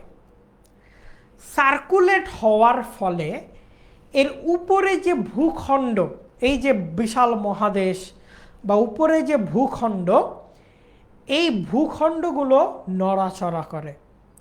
কোনো ভূখণ্ড একটা আরেকটার কাছে আসে, কোনো ভূখণ্ড একটা আরেকটা থেকে দূরে সরে যায়। এই ভঙ্গিল পর্বতমালা আমরা দেখি একটা ভূখণ্ড আরেকটা ভূখণ্ডের কাছে আসতে চেষ্টা করে, যার ফলে মাঝখানের যে অংশটা, এই মাঝখানের অংশটা এরকম ভাঁজ হয়ে উপরের দিকে উঠে যায়। মাঝখানের অংশটা এইরকম ভাঁজ হয়ে উপরের দিকে উঠে যায়। ধরো আমরা যদি একটা পেপার নেই, পেপারটিকে যদি দুই পাশ দিয়ে এরকম ভাগ করি, কোথাও উঁচু কোথাও নিচু তৈরি হয়ে যাবে না? এই উঁচু নিচু অংশটাকে আমরা বলি পর্বতমালা। অনেক রকমের অনেকগুলো পর্বত নিয়ে তৈরি হয় জন্য এইটাকে আমরা বলি পর্বতমালা। তোমরা যদি এই ছবিটা দেখো, এই ছবিটাতে দেখতেছো দুইটা প্লেট একটা আরেকটার কাছে আসতে চেষ্টা করতেছে এবং দুইটা প্লেটের চাপ খেয়ে মাঝে এরকম একটা অংশ উপরে উঠে গেছে। এই অংশটাকেই আমরা ভঙ্গিল পর্বতমালা হিসেবে জেনে থাকি। তো দেখো হিমালয় কিভাবে গঠিত হয়েছে। হিমালয় গঠিত হয়েছে এই ইন্ডিয়ান প্লেট, এই ইন্ডিয়ান প্লেট যখন ইউরেশিয়ান প্লেটের সাথে ধাক্কা খাইছে, তখন মাঝখানের যে সাগর ছিল টেথিস, সাগরটার নাম বলে টেথিস, এই মাঝখানের সাগরটার নিচের যে পলিমাটি এগুলো ভাঁজ হয়ে উপরে উঠে গেছে। এই জন্য এটাকে বলে ভাঁজগ্রস্ত অথবা ভঙ্গিল অথবা ফোল্ডেড মাউন্টেন। ভাঁজগ্রস্ত অথবা ভঙ্গিল অথবা ফোল্ডেড মাউন্টেন লিখতে পারবা আশা করি এখন ভঙ্গিল পর্বতমালা নিয়ে। এরপর আমরা আগ্নেয় পর্বতমালা দেখব। হ্যাঁ, আগ্নেয় পর্বতমালা দেখব। ওকে, এরপর আমরা আগ্নেয় পর্বতমালা দেখব। এইটা একটু মনে রাখবা, আবারও মনোযোগ দিয়ে শোনো, আবারও মনোযোগ, এক একটা পর্বত পার হবে আর মনোযোগ। পৃথিবীর উপরের ভূত্বক কোথাও নরম দেখবা, আবার পৃথিবীর উপরের ভূত্বক কোথাও এরকম শক্ত দেখবা। পৃথিবীর উপরের ভূত্বক কোথাও নরম দেখবা, আবার পৃথিবীর উপরের ভূত্বক কোথাও শক্ত দেখবা। ওকে, তো পৃথিবীর নিচে তো অনেক গলিত ম্যাগমা আছে। যখন এই গলিত পদার্থগুলো নিচে থাকে এটাকে বলে ম্যাগমা, বাইরে বের হয়ে আসলে এটাকে বলে লাভা। নিচের গুলাকে বলে ম্যাগমা, বাইরে বের হয়ে আসলে এটাকে কি বলে লাভা। এই ম্যাগমাগুলা যখন বাইরে বের হয়ে আসতে চেষ্টা করে, ওই যে পাতিল যেমন ফেলে দেয় না গরম জিনিসপত্র বাষ্পীভূত হয়ে তাপে চাপে যখন ফেলে দেয়, এই ম্যাগমাগুলো যখন বাইরে বের হয়ে আসতে চেষ্টা করবে না, পর্বত আর পর্বতমালা এক না, ওই যে এই একটা জিনিস হইতেছে পর্বত আর এই সবগুলো নিয়ে হইতেছে পর্বতমালা। ওকে, এই ম্যাগমাগুলো যখন নরম জায়গা পায়, ওই নরম জায়গাগুলো ভেদ করে বাইরে বের হয়ে আসতে চেষ্টা করে। এই ম্যাগমাগুলো যখন নরম জায়গা পায়, নরম জায়গাগুলোকে ভেদ করে বাইরে বের হয়ে আসতে চেষ্টা করে এবং আসে। ওই ম্যাগমাগুলা ধীরে ধীরে এক সময় এই জায়গায় জমা হয়ে হয়ে এক ধরনের পর্বত আকৃতির ভূমিরূপ তৈরি করে, যেইটাকে বলে আগ্নেয়জাত বা সঞ্চয়জাত পর্বত। সঞ্চয়জাত কেন বলা হইল? ওই যে ম্যাগমা দীর্ঘদিন সঞ্চিত হয়ে হয়ে পর্বত তৈরি করে। ওকে, তারপরেরটা এবার আসি। এইটা হচ্ছে চ্যুতি স্তূপ পর্বতমালা। এটা ম্যাগমা হবে না, এটা হবে চ্যুতি স্তূপ পর্বতমালা।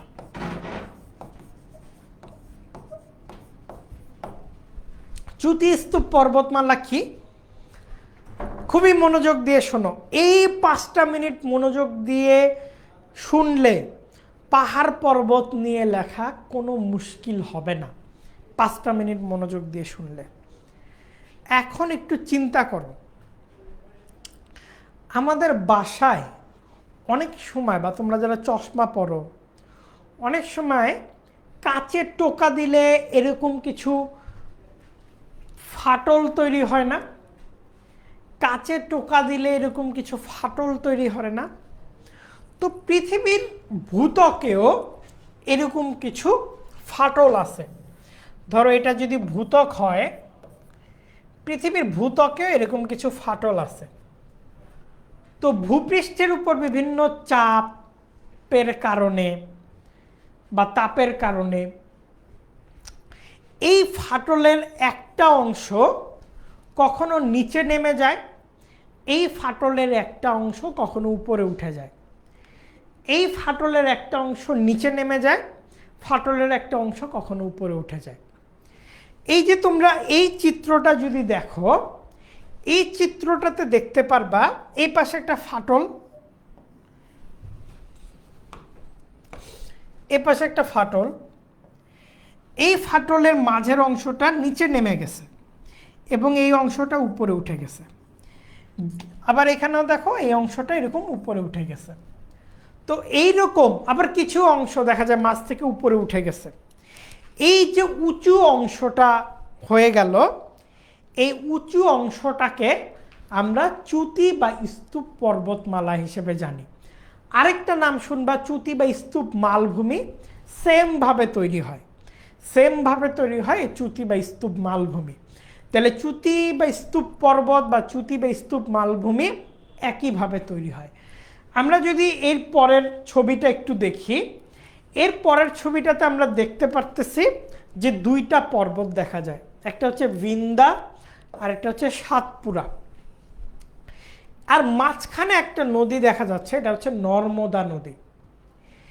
এই নর্মদা নদীর বেড একসময় এরকম উঁচুতেই ছিল, কোনো একটা কারণে আশেপাশের ভূমি উঁচুতে উঠে গেছে বা নিচের এই অংশটা নিচে নেমে গেছে, যার ফলে মাঝখান দিয়ে একটা নদী বয়ে গেছে নিচু জায়গা পেয়ে। আর এই দুই পাশের উঁচু অংশকে আমরা দুইটা পর্বত হিসেবে দেখতে পাচ্ছি।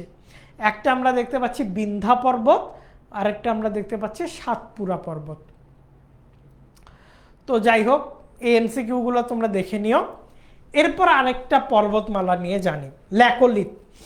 এইটার সাথে কার মিল আছে? এইটার সাথে মিল আছে সঞ্চয়জাত বা আগ্নেয়জাত পর্বত। সঞ্চয়জাত বা আগ্নেয়জাত পর্বত। আমি কি একটা কথা বলছিলাম না, পৃথিবীর ভূত্বক কোথাও নরম কোথাও শক্ত। তো নরম জায়গাগুলো ভেদ করে নিচের যে ম্যাগমা এইটা বের হয়ে আসতে পারে, আর নিচের জায়গাটায় অনেক সময় শক্ত হওয়ার কারণে ভূত্বক এই ম্যাগমাগুলো বের হয়ে আসতে পারে না। এই ম্যাগমাগুলো কি করে? এই ভূত্বকগুলোকে চাপ দিতে থাকে নিচ থেকে, ভূত্বকগুলোকে নিচ থেকে চাপ দিতে দিতে এই অংশটাকে এরকম উঁচু বানায় ফেলে। উঁচু বানায় ফেলতে ফেলতে এর শক্তিটা যখন শেষ হয়ে যায়, ভিতরেই জমাট বেঁধে যায়, ভিতরেই জমাট বেঁধে যায়। আর এই উঁচু জায়গাটাকে বলে হচ্ছে ল্যাকোলিথ পর্বত। এই যে যেমন দেখো এই অংশটাতে এইখান থেকে এই লাভাগুলো বের হয়ে এসে জমাটবদ্ধ হয়ে একটা আগ্নেয়জাত পর্বত তৈরি করছে। কিন্তু এই অংশটায় দেখো এখানে লাভা বের হয়ে আসতে পারে নাই, এইখানে বের হয়ে আসার চেষ্টা করছে এবং জমাট বেঁধে এখানে জমাটবদ্ধ হয়ে গেছে। তো এই জায়গাটা তখন উঁচু হয়ে যায়, এই জায়গাটাকে বলে ল্যাকোলিথ পর্বত। তো এই পর্বতটাকে আমরা গম্বুজ আকৃতির পর্বতও বলি, অনেকটা মসজিদের গম্বুজের মতো। আরেকটা পর্বত আছে, এখন যে কথাটা বলবো এই কথাটা সব সময়ের জন্য ইম্পর্টেন্ট। পৃথিবীর এই যে ভূমিরূপ দেখতেছ, এই ভূমিরূপগুলোকে ক্ষয় করে কিছু জিনিস।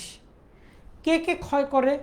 পানি ক্ষয় করে, বায়ু ক্ষয় করে, সূর্যের আলো ক্ষয় করে, ইত্যাদি নানা কারণে অনেক সময় আমরা দেখি ধরো এই ধরনের একটা মালভূমি এইরকম ক্ষয় হইতে হইতে এরকম একটা পর্বতে রূপান্তর লাভ করে, বা কোনো একটা পর্বতই ক্ষয় হয়ে হয়ে আরও ছোট হয়ে যায়।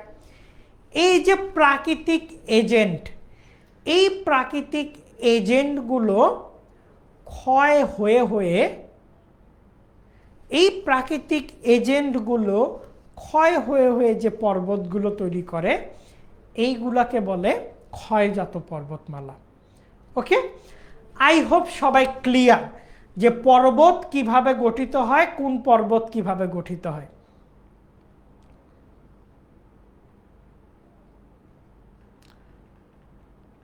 ওকে, আর ছবি তুলাচ্ছি না, এইগুলা তোমরা মনে হয় পরবর্তীতেই করতে পারবা। বুঝতে পারছো? ক্লিয়ার? আমাকে একটু জানাও। আর যারা বলতেছো সবাই ঘুমায় গেছে, এগুলো তোমরা স্লাইড পেলে তখন দেখে নিতে পারো। সবাই ঘুমায় যায় নাই, সবাই কি তোমার মতো করে? হ্যাঁ, বৃষ্টিপাত ক্ষয় করবে না? কেন করবে না বৃষ্টিপাত ক্ষয়? ওকে, ক্লিয়ার। এই যে দেখো, সবাই ঘুমায় নাই, সবাই এতক্ষণ করতেছিল, সবাই এতক্ষণ বুঝতেছিল। ভাই এটা যেহেতু এশার নামাজ, আমরা নামাজটা পরেও পড়ে নিতে পারবো, যেহেতু আমিও পড়ি নাই। মাগরিবের নামাজটা হলে আমি দিতাম। আমরা একটু ক্লাসটা শেষ করি, কারণ এরপর আবার একটা ক্লাস আছে। ওকে, ক্লাসটা 8টার দিক শেষ হয়ে যাবে। দেখো কেউ ঘুমায় নাই, তোমার মতো সবাই কি পেঁচাল পারবে কমেন্ট বক্সে আইসা?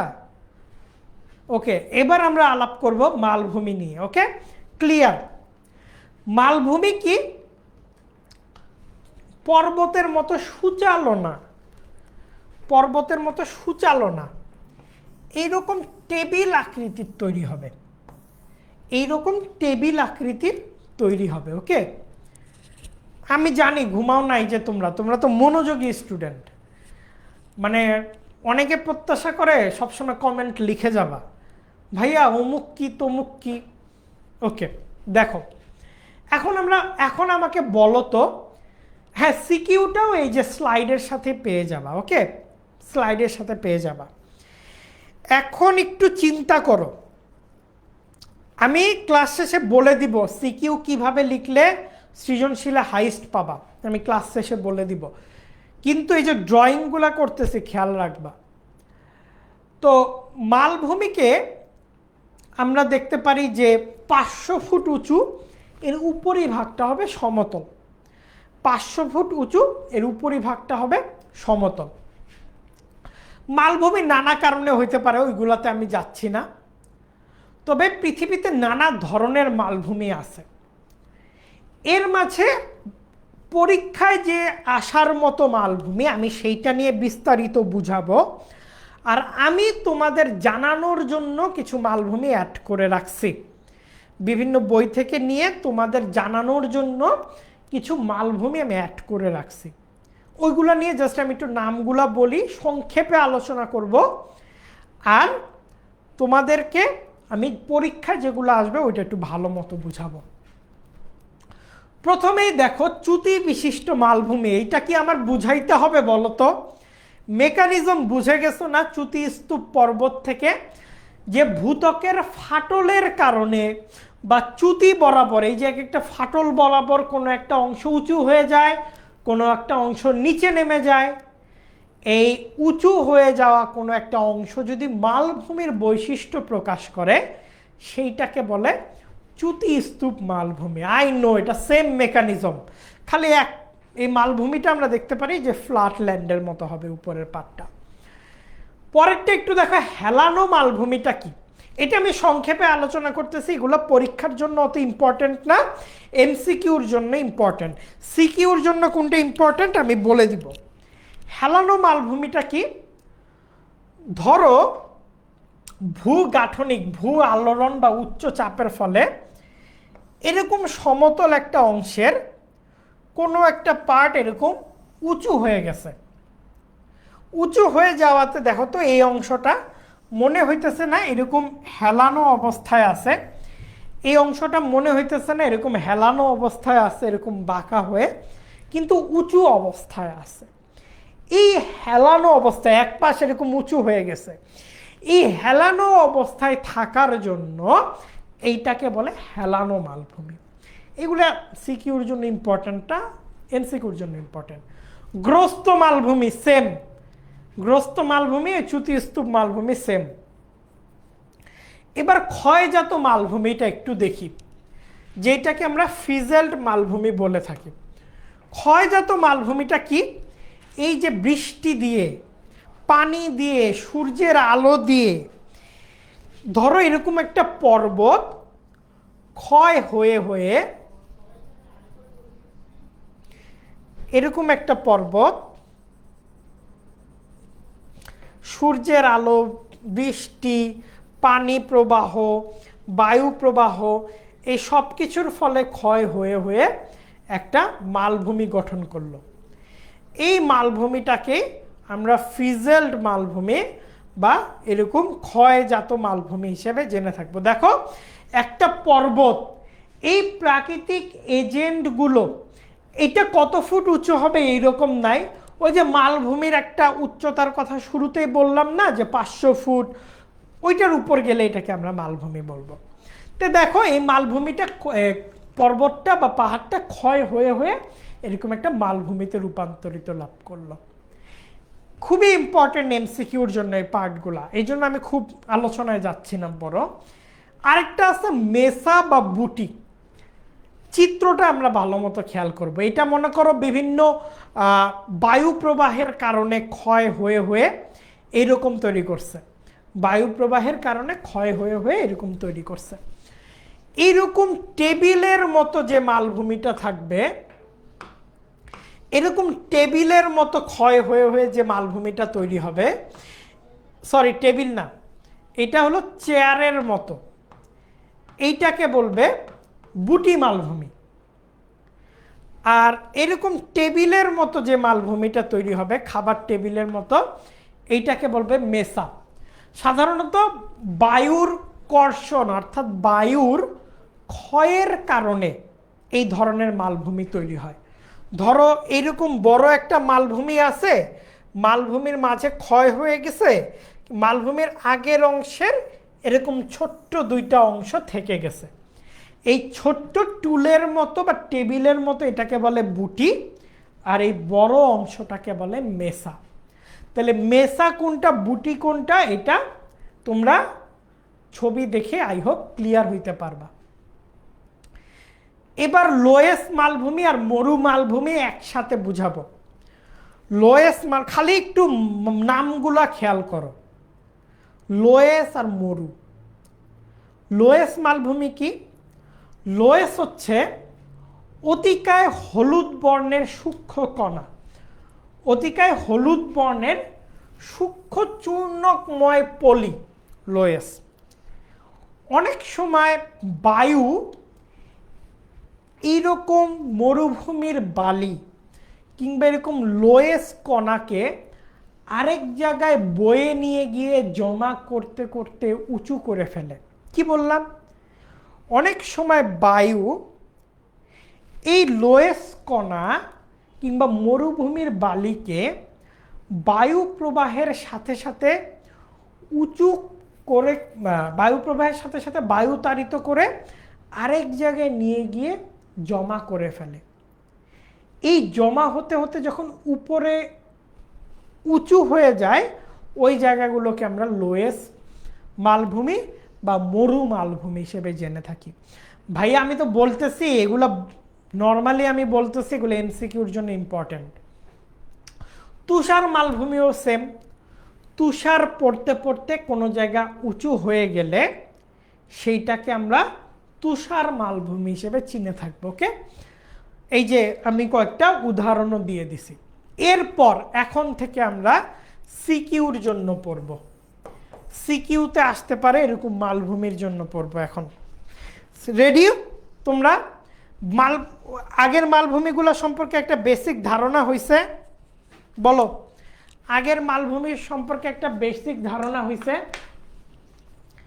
আচ্ছা, তোমরা কি নতুন ভর্তি হয়েছো? তোমরা জানো না এক একটা বই এক এক রকম এইচএসসির।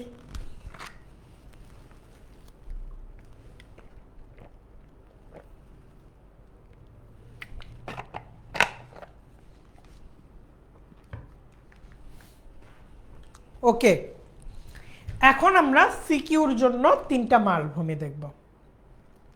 এখন আমরা সিকিউর জন্য তিনটা মালভূমি দেখব। দেখো, খুবই ইম্পর্টেন্ট। হ্যাঁ, দেখো আমরা কি পড়ছিলাম, এই জন্য বলি কোনো শর্টকাট ফলো করো না, প্রত্যেকটা কথা শুনো, ওকে? আমরা পড়ছিলাম একটা প্লেট আরেকটা প্লেটকে এরকম চাপ দিতে থাকে, একটা প্লেট আরেকটা প্লেটকে এরকম চাপ দিতে থাকে। একটা প্লেট আর লোয়েস্ট মালভূমিও আছে, সমভূমিও আছে। যদি নিচু হয় সমভূমি, মালভূমির ক্রাইটেরিয়া ফলো করে যদি উঁচু হয়ে যায় ওইটা মালভূমি। বুঝতে পারছো আর জুমান খাতুন? আই হোপ বুঝতে পারছো। চূর্ণকময়, চূর্ণ হয়ে আসছে, মানে চূর্ণ হয়ে আসছে, মানে চূর্ণ বিচূর্ণ হয়ে আসছে, ওকে? খেয়াল করো, দুইটা প্লেট ধাক্কা দিতে দিতে আমরা কি জানি, যে ভাঁজগ্রস্ত পর্বত তৈরি করে। এখন এই দুই ভাঁজগ্রস্ত পর্বতের মাঝে একটা উঁচু অংশ থাকে। দুই ভাঁজগ্রস্ত পর্বতের মাঝে, দুই ভাঁজগ্রস্ত পর্বতের মাঝে একটা উঁচু অংশ থাকে, যেটা সমতল অংশ। এই উঁচু সমতল অংশটাকে বলা হয় পর্বত মধ্যবর্তী, যেটাকে আমরা ইংরেজিতে বলি ইন্টারমন্টেন্ট মাউন্টেন। যেটাকে ইংরেজিতে বলি আমরা ইন্টারমন্টেন্ট মাউন্টেন। এমসিকিউতে তাহলে কি করব, কোনটা ঠিক বলবো? একটা এমসিকিউ, বাবারে, এমসিকিউগুলো নিশ্চয়ই স্যাররা ওভাবেই ঠিক করবে কোনটা মালভূমি আর কোনটা সমভূমি, ওকে?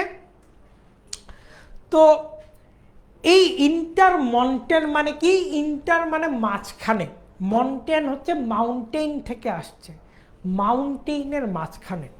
তাহলে ভঙ্গিল দুই পর্বতের মাঝে একটা সমতল ভূমি থাকে, যে ভূমিটা মালভূমি হওয়ার যে ক্রাইটেরিয়া এইটা পূরণ করে।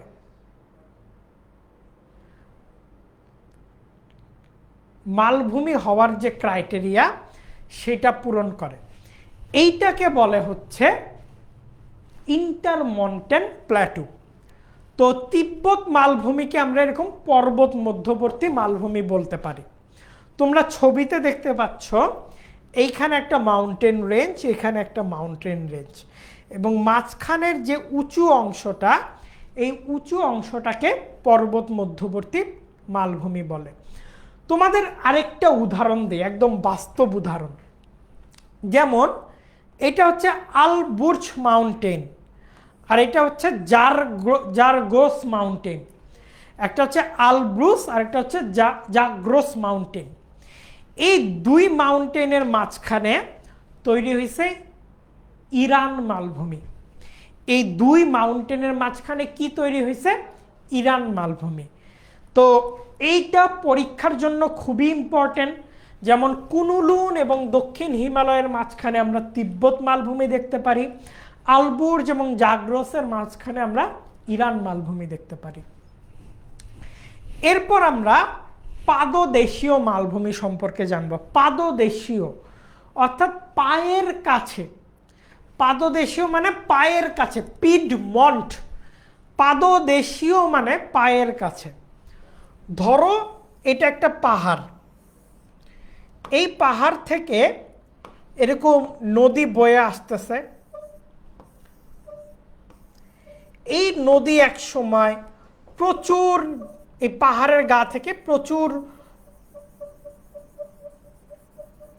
জিনিসপাতি ক্ষয় করে, বিভিন্ন পদার্থকে ক্ষয় করে পাহাড়ের পায়ের কাছে, পাহাড়ের পাদদেশে জমা করছে। হ্যাঁ, পাহাড়ের পাদদেশে জমা করছে।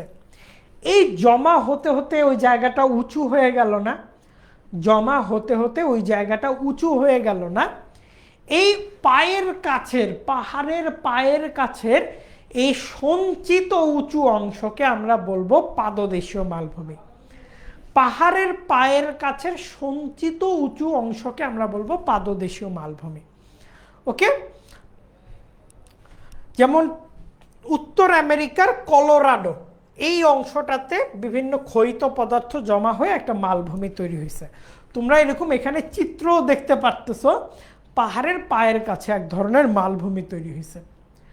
আর মহাদেশীয় মালভূমি কি? সমুদ্রের মাঝখানে যে উঁচু অংশ আমরা দেখতে পারি, সমুদ্রের মাঝখানে যে উঁচু অংশ আমরা দেখতে পারি, ধরো ভারতীয় উপদ্বীপ, গ্রিনল্যান্ড, অ্যান্টার্কটিকা, এরকম বড় বড় এই দ্বীপগুলোকে আমরা মহাদেশীয় মালভূমি হিসেবে চিনে থাকব। তোমাদের মনে প্রশ্ন জাগতে পারে, ভাইয়া উপদ্বীপ কি? উপদ্বীপ জিনিসটা কি? ধরো এটা হচ্ছে ভারতের মানচিত্র, হ্যাঁ, এটা হচ্ছে ভারতের মানচিত্র। এই ভারতের মানচিত্রে আমরা দেখতে পারি এর 3 দিকে আমরা পানি দেখতে পারি, এর 3 দিকেই আমরা এরকম পানি দেখতে পারি। আর একটা দিককে আমরা দেখি, এই একটা দিক হচ্ছে ল্যান্ডের সাথে কানেক্টেড, যে 3 দিকে ওয়াটার বডি থাকবে আর একটা দিক ল্যান্ডের সাথে কানেক্টেড থাকবে, এই জিনিসটাকে বলে উপদ্বীপ। আর দ্বীপ জিনিসটা কি? এর চারপাশে পানি থাকবে। দ্বীপ জিনিসটা কি? এর চারপাশে পানি থাকবে। ওকে, তো এই গেল মহাদেশীয় মালভূমি। তো মালভূমির উপর মানব জীবনের প্রভাব, এগুলো তোমরা পড়ে নিতে পারবা। আমাকে বলো এখন তোমরা ক্লিয়ার কিনা, এখন তোমরা ক্লিয়ার কিনা আমাকে বলো, মালভূমি আর পর্বত নিয়ে লিখতে পারবা কিনা আমাকে একটু বলো, মালভূমি আর পর্বত নিয়ে লিখতে পারবা কিনা? মালভূমি আর পর্বত নিয়ে বুঝতে পারছো তো? পড়া না থাকলেও জিনিসটা লিখে ফেলতে পারবা না?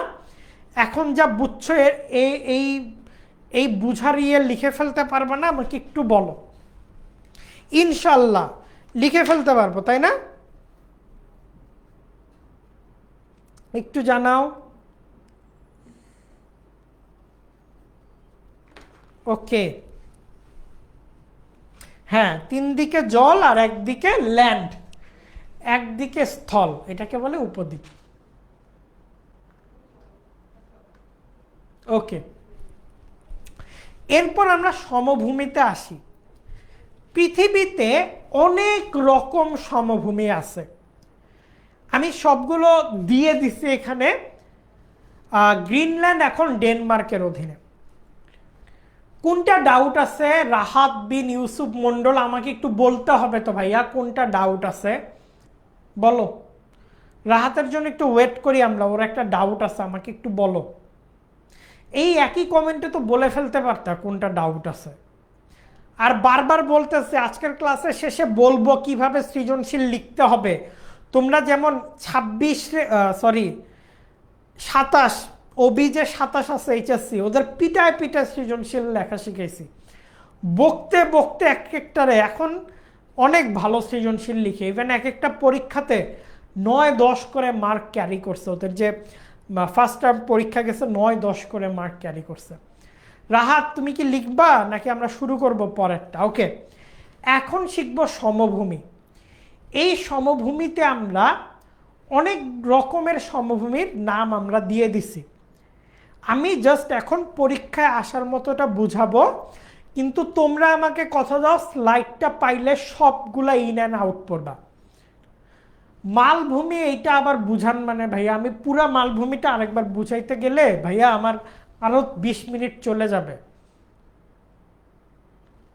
পুরা মালভূমিটা বুঝাইতে গেলে 20 মিনিট চলে যাবে। তুমি আরেকবার রিওয়াইন্ড করো পিছন থেকে একটু বৃহৎ স্বার্থে, তাইলে আমরা এই করি।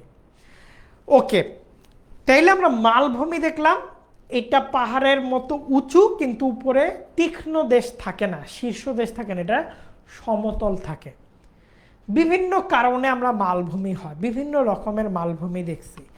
সৃজনশীলের জন্য 3টা মালভূমি নিয়ে আলাপ করছি। 2 পর্বতের মাঝে একটা সমতল ভূমি থাকে, এইটাকে বলে 2 পর্বতের মাঝে, পর্বতের মধ্যে, পর্বত মধ্যবর্তী মালভূমি। আরেকটা মালভূমি আমরা দেখছি পর্বতের পাদদেশে থাকে, পর্বতের পায়ের কিনারে থাকে, এই জিনিসটাকে আমরা কি বলছি? পাদদেশীয় মালভূমি। আরেকটা দেখছি এমন মালভূমি যেটার চারপাশে নিচু ভূমি বা জল থাকে, এইটাকে বলি আমরা মহাদেশীয় মালভূমি। এই তিনটা মালভূমি নিয়ে কথা বলছি। এখন একটু ইম্পর্টেন্ট, আবারও মনোযোগ মনোযোগ মনোযোগ মনোযোগ, আবারও আবারও আবারও দেখো, অনেক রকম সমভূমি নিচ্ছি, সবগুলা সমভূমি নিয়ে আলোচনা করব না, ইম্পর্টেন্ট সমভূমিটা আমি নিয়ে আলোচনা করব যেটা পরীক্ষা আসতে পারে। কিন্তু কথা দিতে হবে, স্লাইডটা পাইলে সবগুলাই পড়বা, স্লাইডটা পাইলে সবগুলাই পড়বা, স্লাইডটা পাইলে সবগুলাই পড়বা। ওকে, শুরু, 3, 2, 1। সমভূমি জিনিসটা কি ভাইয়া? সমুদ্র পৃষ্ঠের সাথে একই উচ্চতা সম্পন্ন। ধরো এইটা হচ্ছে একটা পর্বত গেল, এইটা একটা মালভূমি গেল, ওকে, এইটা হইল সমুদ্র।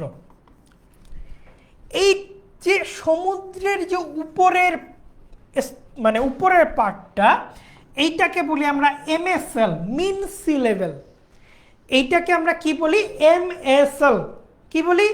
MSL, মিন সি লেভেল। এই সমুদ্র পৃষ্ঠের সাথে সম উচ্চতা, একই উচ্চতায় যে ভূমিরূপটা থাকে, একই উচ্চতায় যে ভূমিরূপটা থাকে সেটা সমভূমি। দেখো তো, এইটা হইলো আমার মিন সি লেভেল। মালভূমি দেখো কত উঁচুতে, পাহাড় পর্বত তো আরো উঁচুতে, তার মানে ওরা সমভূমি না। তাহলে মিন সি লেভেলের সাথে একই উচ্চতা বিশিষ্ট এইটাকে আমরা বলি সমভূমি। ক্লিয়ার? এখন আমরা সমভূমির প্রকারগুলা দেখব। আরেকটা ইম্পর্টেন্ট জিনিস আমি একটু বলে রাখি, পৃথিবীর যে কোনো জিনিস তৈরি হয় তিনভাবে, মানে ভূগোলে আল্লাহ রহমত করে দিছে, আল্লাহ একটা প্যাটার্ন করে দিছে, তিনভাবে তৈরি হয়। একটা হচ্ছে কোনো জিনিস ক্ষয় হয়ে একটা নতুন কিছু লাভ করে, কোনো জিনিস সঞ্চয় হয়ে আবার নতুন কিছু লাভ করে, আবার কোনো জিনিস তেরা বেঁকা হয়ে যায়। কেমন তেরা বেঁকা? ওই যে পাহাড় উঁচুতে স্তূপ পর্বতের মতো, কোথাও উঁচুতে আছে নিচে নেমে যায়, নিচুতে আছে উঁচুতে নেমে যায়, এইরকম উঁচু নিচু হয়ে যায়। এটা ক্ষয়ও হয় নাই, সঞ্চয় হয় নাই, জাস্ট ডিসপ্লেস হয়েছে। কি হয়েছে? ডিসপ্লেস। তে এই মালভূমি বলো বা সব কিছুই ক্ষয় সঞ্চয় ভূ আলোড়ন। কি বললাম? ক্ষয় সঞ্চয় ভূ আলোড়ন, এভাবে তৈরি হয়। তো সমভূমিও আমরা এরকম দেখতে পারি, ক্ষয় সঞ্চয় ভূ আলোড়ন দিয়ে তৈরি হয়। প্রথমে আমরা ক্ষয়জাত কিছু সমভূমি একটু দেখি। আমি জাস্ট এইগুলো একটু নর্মালি বুঝাবো, এগুলো MCQর জন্য ইম্পর্টেন্ট, যেটা সৃজনশীলের জন্য ইম্পর্টেন্ট আমি বলে দিব। ধরো নদী তার শেষ দিকে এসে কি পার্শ্ব ক্ষয় করে না, পাশের দিকে ক্ষয় করে।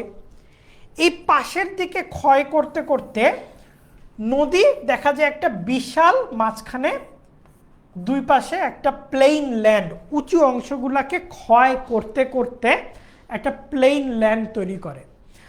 এই সমুদ্র থেকে সামান্য উঁচু কোনো সমভূমি যদি নদীর ক্ষয়ের ফলে, উঁচু একটা ভূমি যদি নদীর ক্ষয়ের ফলে সমভূমিতে রূপান্তরিত লাভ করে, তাকে আমরা বলি রিভার এরোডেড প্লেন। এরোডেড মানে কি? এরোশন করা, মানে ক্ষয় করা। এরোড আসছে এরোশন থেকে, এরোশন হচ্ছে ক্ষয় করা। তো এইটাকে আমরা বলি নদীর ক্ষয়জাত সমভূমি, নদীর ক্ষয়জাত সমভূমি। ওকে, তো এই যে এক্সাম্পল আমি দিয়ে দিছি, পরে নিবা এর জন্য, MCQর জন্য। এরপরেরটা হিমবাহ জনিত সমভূমি। হ্যাঁ, হিমবাহ কি? বিশাল বরফের চাই। এই যে দেখো, বিশাল বরফের চাই। হিমবাহ কি? বিশাল বরফের চাই। ধরো বরফের অঞ্চলে এরকম, এটা ধরো একটা বরফের চাই, এরকম বরফের একটা চাই এরকম নিচে নামতে নামতে ঘষা খেয়ে এই উঁচু অংশটাকে ক্ষয় করে ফেলছে। এই বরফের চাইটা নিচে নামতে নামতে ঘষা খেয়ে বা ঘর্ষণের ফলে একটা উঁচু নিচু অংশকে এরকম ক্ষয় করে ফেলছে। এই যে হিমবাহের ক্ষয়ের ফলে যে সমভূমি তৈরি হইল এটাকে বলে হিমবাহজনিত ক্ষয় সমভূমি, হিমবাহজনিত ক্ষয়জাত সমভূমি। মরু সমভূমি, ধরো এটা দুই ভাগে হইতে পারে, চিন্তা করো আবার দুই ভাগে। মরু সমভূমি,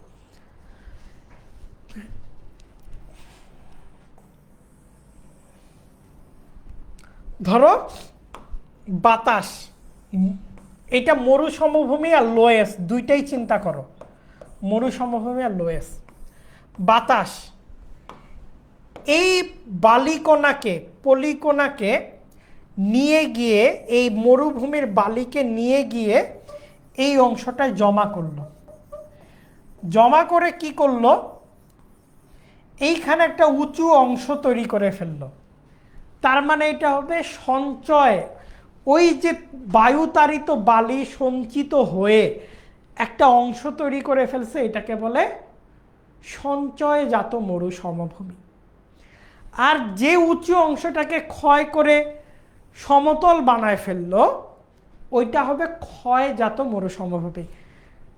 আরেকবার বলবো, আর একবার, উঁচু একটা অংশ বালুর ফু দিলা, বাতাস ওই বালুর উঁচু অংশের ওই বালুগুলাকে নিয়ে গিয়ে নিচু একটা অংশ ভরাট করে একটা সমভূমি গঠন করলো, ওইটাকে বলে সঞ্চয় যেহেতু হয়েছে এই জন্য এটাকে বলে সঞ্চয়জাত সমভূমি। আর যে জায়গাটাকে ক্ষয় করে সমতল করে ফেলছে ওই জায়গাটাকে বলে ক্ষয়জাত সমভূমি। Clear I hope. এরপর আসি তরঙ্গ কর্তিত সমভূমি। হ্যাঁ, তরঙ্গ কর্তিত সমভূমি। তরঙ্গ কর্তিত সমভূমিটা একটু দেখি আমরা।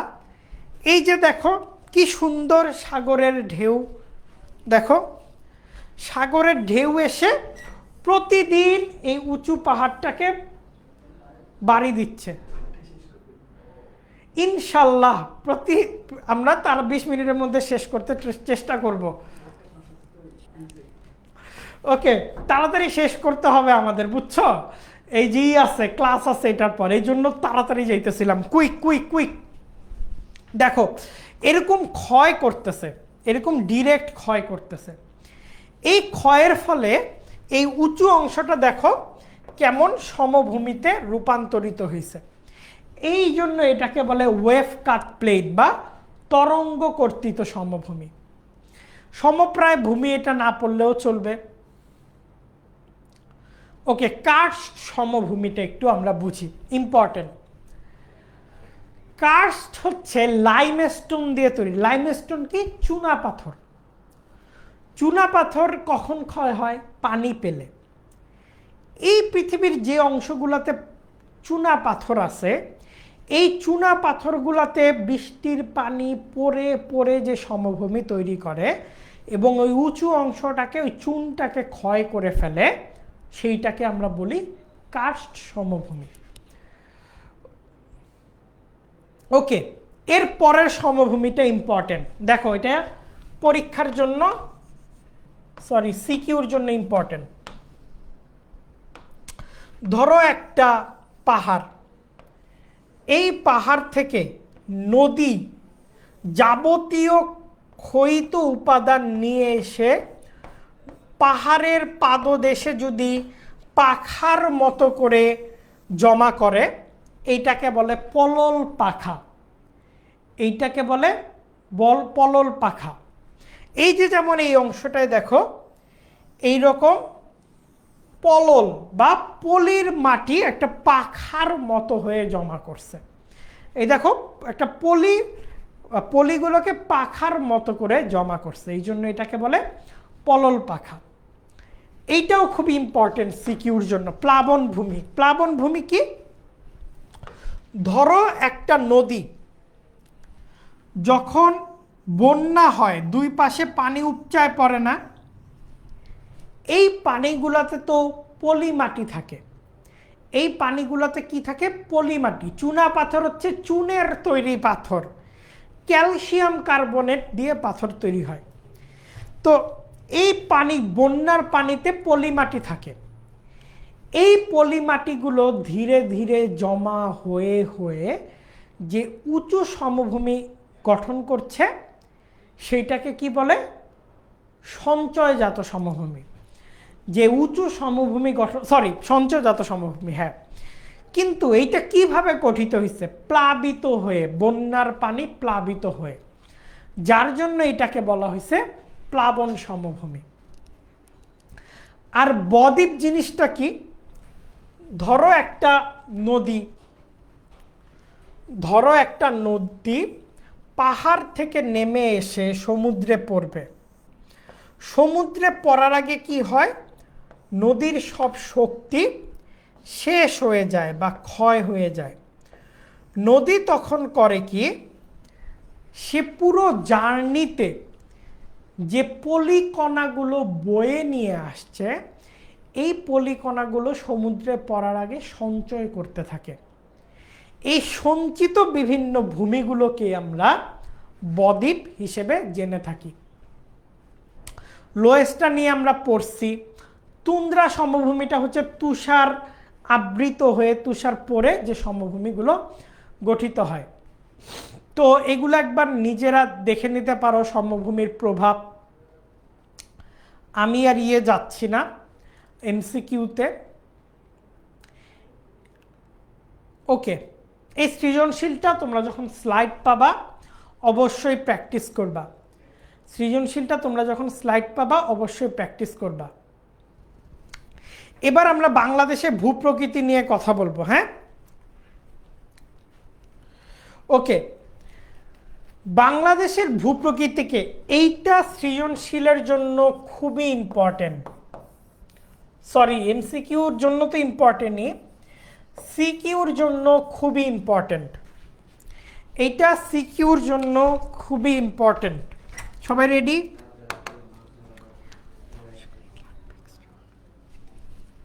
ওকে, বাংলাদেশের ভূপ্রকৃতির শ্রেণী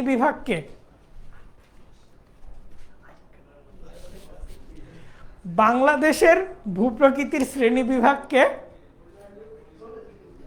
আমরা 3 ভাগে ভাগ করতে পারি, হ্যাঁ, 3 ভাগে। বেশিরভাগ ক্ষেত্রে আমরা সমভূমিতে, ওই যে জোবাইর একটু আগে কথা বললো না, দক্ষিণ আর উত্তর পূর্বাঞ্চলে সমভূমি কম। তো মর্গান ম্যাকিন্টায়ার বাংলাদেশের ভূমিরূপটাকে 3 ভাগে ভাগ করছে। একটা হচ্ছে টারশিয়ারি যুগের পাহাড়, প্লাইস্টোসিন কালের সোপান, সাম্প্রতিক কালের সমভূমি। এই টারশিয়ারি যুগের পাহাড়কে আমরা 2 ভাবে লিখতে পারি, হ্যাঁ। একটা হচ্ছে চট্টগ্রামের পাহাড় সমূহ, ত্রিপুরা অঞ্চলের পাহাড় এবং সিলেট ও ছাতক অঞ্চলের পাহাড়। বা আরেকভাবে আমরা লিখতে পারি উত্তর পূর্বাঞ্চলের পাহাড়, দক্ষিণ পূর্বাঞ্চলের পাহাড়। তো এই পাহাড়গুলো, তোমরা কি জানো আমরা যে এতক্ষণ পর্বতের শ্রেণীবিভাগ পড়লাম, এই পাহাড়গুলো পড়বে হচ্ছে ভাঁজগ্রস্ত পর্বতে।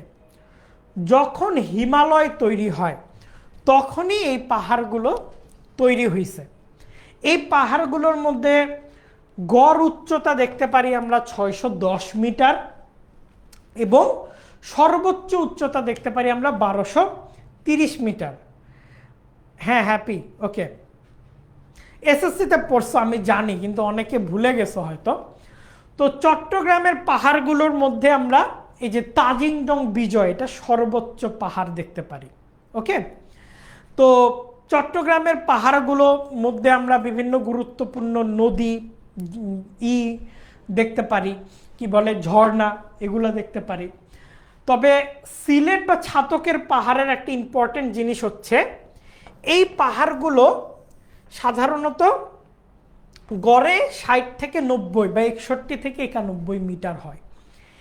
এই পাহাড়গুলোকে আমরা স্থানীয়ভাবে টিলা বলে থাকি। কেউ সিলেট থেকে দেখে থাকলে তোমরা আমাকে একটু কনফার্ম করতে পারো, এই পাহাড়গুলোকে আমরা কি বলে থাকি? টিলা। এই পাহাড়গুলোকে আমরা টিলা বলে থাকি। তো এই পাহাড়গুলোতে আমরা চিরহরিৎ বৃক্ষের বনভূমি দেখি। চিরহরিৎ কি? মাউন্ট এভারেস্ট 1230 মিটার, এটা কে বলছে? 8848 সম্ভবত। হায় রে, ভেরি ব্যাড প্রিপারেশন তোমাদের। যাই হোক, তো এই পাহাড়গুলোকে আমরা চিরহরিৎ, মানে কখনো এই পাহাড়গুলোর যে বনাঞ্চল, এখানে পাতা ঝরে যায় না। তো আরেকটা ভাগ আমরা দেখি প্লাইস্টোসিন যুগের সোপান। এই প্লাইস্টোসিন যুগের সোপানে আমরা এই অংশটা দেখি বরেন্দ্রভূমি, এই অংশটা দেখি মধুপুর গড়, এই অংশটা দেখি লালমাই পাহাড়। অর্থাৎ এই প্লাইস্টোসিন সময়কালে এই সমভূমি থেকে কিছুটা উঁচু কিছু ভূমিরূপ তৈরি হয়েছিল। সমভূমি থেকে কিছুটা উঁচু কিছু ভূমিরূপ তৈরি হয়েছিল, এইগুলাকে বলে সোপান। ধরো আমরা অনেকটা একটা স্টেজ তৈরি করি না, স্টেজটা কি হয়, মাটি থেকে একটু উঁচু হয়, ওরকম এক ধরনের স্টেজ তৈরি হয়েছিল। তে এর সবচেয়ে বড় স্টেজটা আমরা দেখতে পারি বরেন্দ্রভূমি, এবং এই বরেন্দ্রভূমি অঞ্চলের মাটি অনেকটা হলদে এবং লালচে রঙের হয়ে থাকে, কেননা এখানে লোহার পরিমাণ অনেক বেশি থাকে। বিবিধ মানে এক্সট্রা তথ্য। ওকে, আরেকটা আছে মধুপুর ভাওয়ালগড়। সাধারণত টাঙ্গাইল এবং ময়মনসিংহ অঞ্চলটাতে আমরা এই সোপানটা বা স্টেজটা দেখে থাকি, এইটাকে বলে মধুপুর ভাওয়ালগড়। তো আরেকটা আমরা প্লাইস্টোসিন কালে দেখতে পারি, একটা পাহাড় তৈরি হয়েছে কুমিল্লা অঞ্চলে। আমি জানি না কুমিল্লা থেকে কারা আসো, লালমাই পাহাড় এটাকে বলে। তো এটা প্লাইস্টোসিন সময় তৈরি হয়েছে। আর এ বাদে পুরো বাংলাদেশকে আমরা যা দেখি, এই পুরো বাংলাদেশ হচ্ছে কিছু সমভূমিতে বিভক্ত। এই পুরো বাংলাদেশ হচ্ছে কিছু সমভূমিতে বিভক্ত। যেমন আমরা যদি দেখি ত্রিপুরা সমভূমি, এই কুমিল্লা অঞ্চলে আমরা একটা সমভূমি দেখি, এইটাকে বলে ত্রিপুরা সমভূমি। আরেকটা সমভূমি দেখি আমরা এরকম সিলেট অঞ্চলে, হাওর অঞ্চল। এই সমভূমিটা বর্ষাকালে পানিতে পরিপূর্ণ হয়ে যায় এবং এইটা সবচেয়ে নিচু অঞ্চল, একদম নিচু অঞ্চল। এইটাকে বলে আমরা সিলেট অববাহিকা বা সিলেট হাওর অঞ্চল। পাদদেশীয় পলিজ সমভূমি, ওই যে আমরা সমভূমিতে পড়লাম, পাহাড় থেকে নদী অনেক কিছু ক্ষয় করে এনে এনে এই জায়গাটায় জমা করছে, এই জন্য এটাকে আমরা পাদদেশীয় পলিজ সমভূমি বলি। যেমন পাহাড় থেকে ক্ষয় করে এনে এরকম জমা পড়ছে। গঙ্গা ব্রহ্মপুত্র মেঘনার প্লাবন সমভূমি। ওকে, গঙ্গা ব্রহ্মপুত্র মেঘনা প্লাবিত হয়ে বন্যা হয়ে যে সমভূমিটা তৈরি করে, এইটাকে বলে গঙ্গা ব্রহ্মপুত্র এবং মেঘনার প্লাবন সমভূমি। আর চট্টগ্রামে আমরা সমুদ্রের পাশে কিছু সমভূমি দেখতে পাই, চট্টগ্রাম অঞ্চল, এগুলোকে উপকূল সমবর্তী বলে। এবং সক্রিয় বদ্বীপ অঞ্চল এমসিকিউর জন্য খুবই ইম্পর্টেন্ট, প্লাস সিকিউর জন্য। অর্থাৎ যে বদ্বীপ অঞ্চল গঠনের কাজ এখনো চলছে, বদ্বীপ গঠিত হওয়ার কাজ এখনো চলছে, এটাকে বলে সক্রিয়। তারপরে ধরো বদ্বীপ অলরেডি গঠিত হয়ে গেছে, এইটাকে আমরা কি বলি, পরিণত, মানে ম্যাচিউর হয়ে গেছে বদ্বীপ। হ্যাঁ, তোমরা 2 আওয়ার ক্লাস করতে করতে ক্লান্ত। আগের বছর তোমাদের বড় ভাইরা 3 ঘন্টা করে ক্লাস করছে, 3 ঘন্টা ধরে ক্লাস করছে বড় ভাইয়া। আচ্ছা, মাহমুদুল হাসান, তার কমেন্ট একটু যাই, কোনটা মিলাই ফেলছে একটু বলো তো ভাইয়া। কোনটা মিলে গেছে একটু বলো, আমি ক্লিয়ার করে দিই।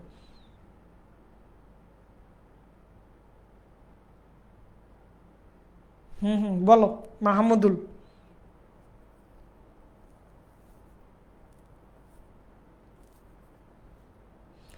ওকে, মাহমুদুলের কনফিউশনটা আমরা ক্লিয়ার করি।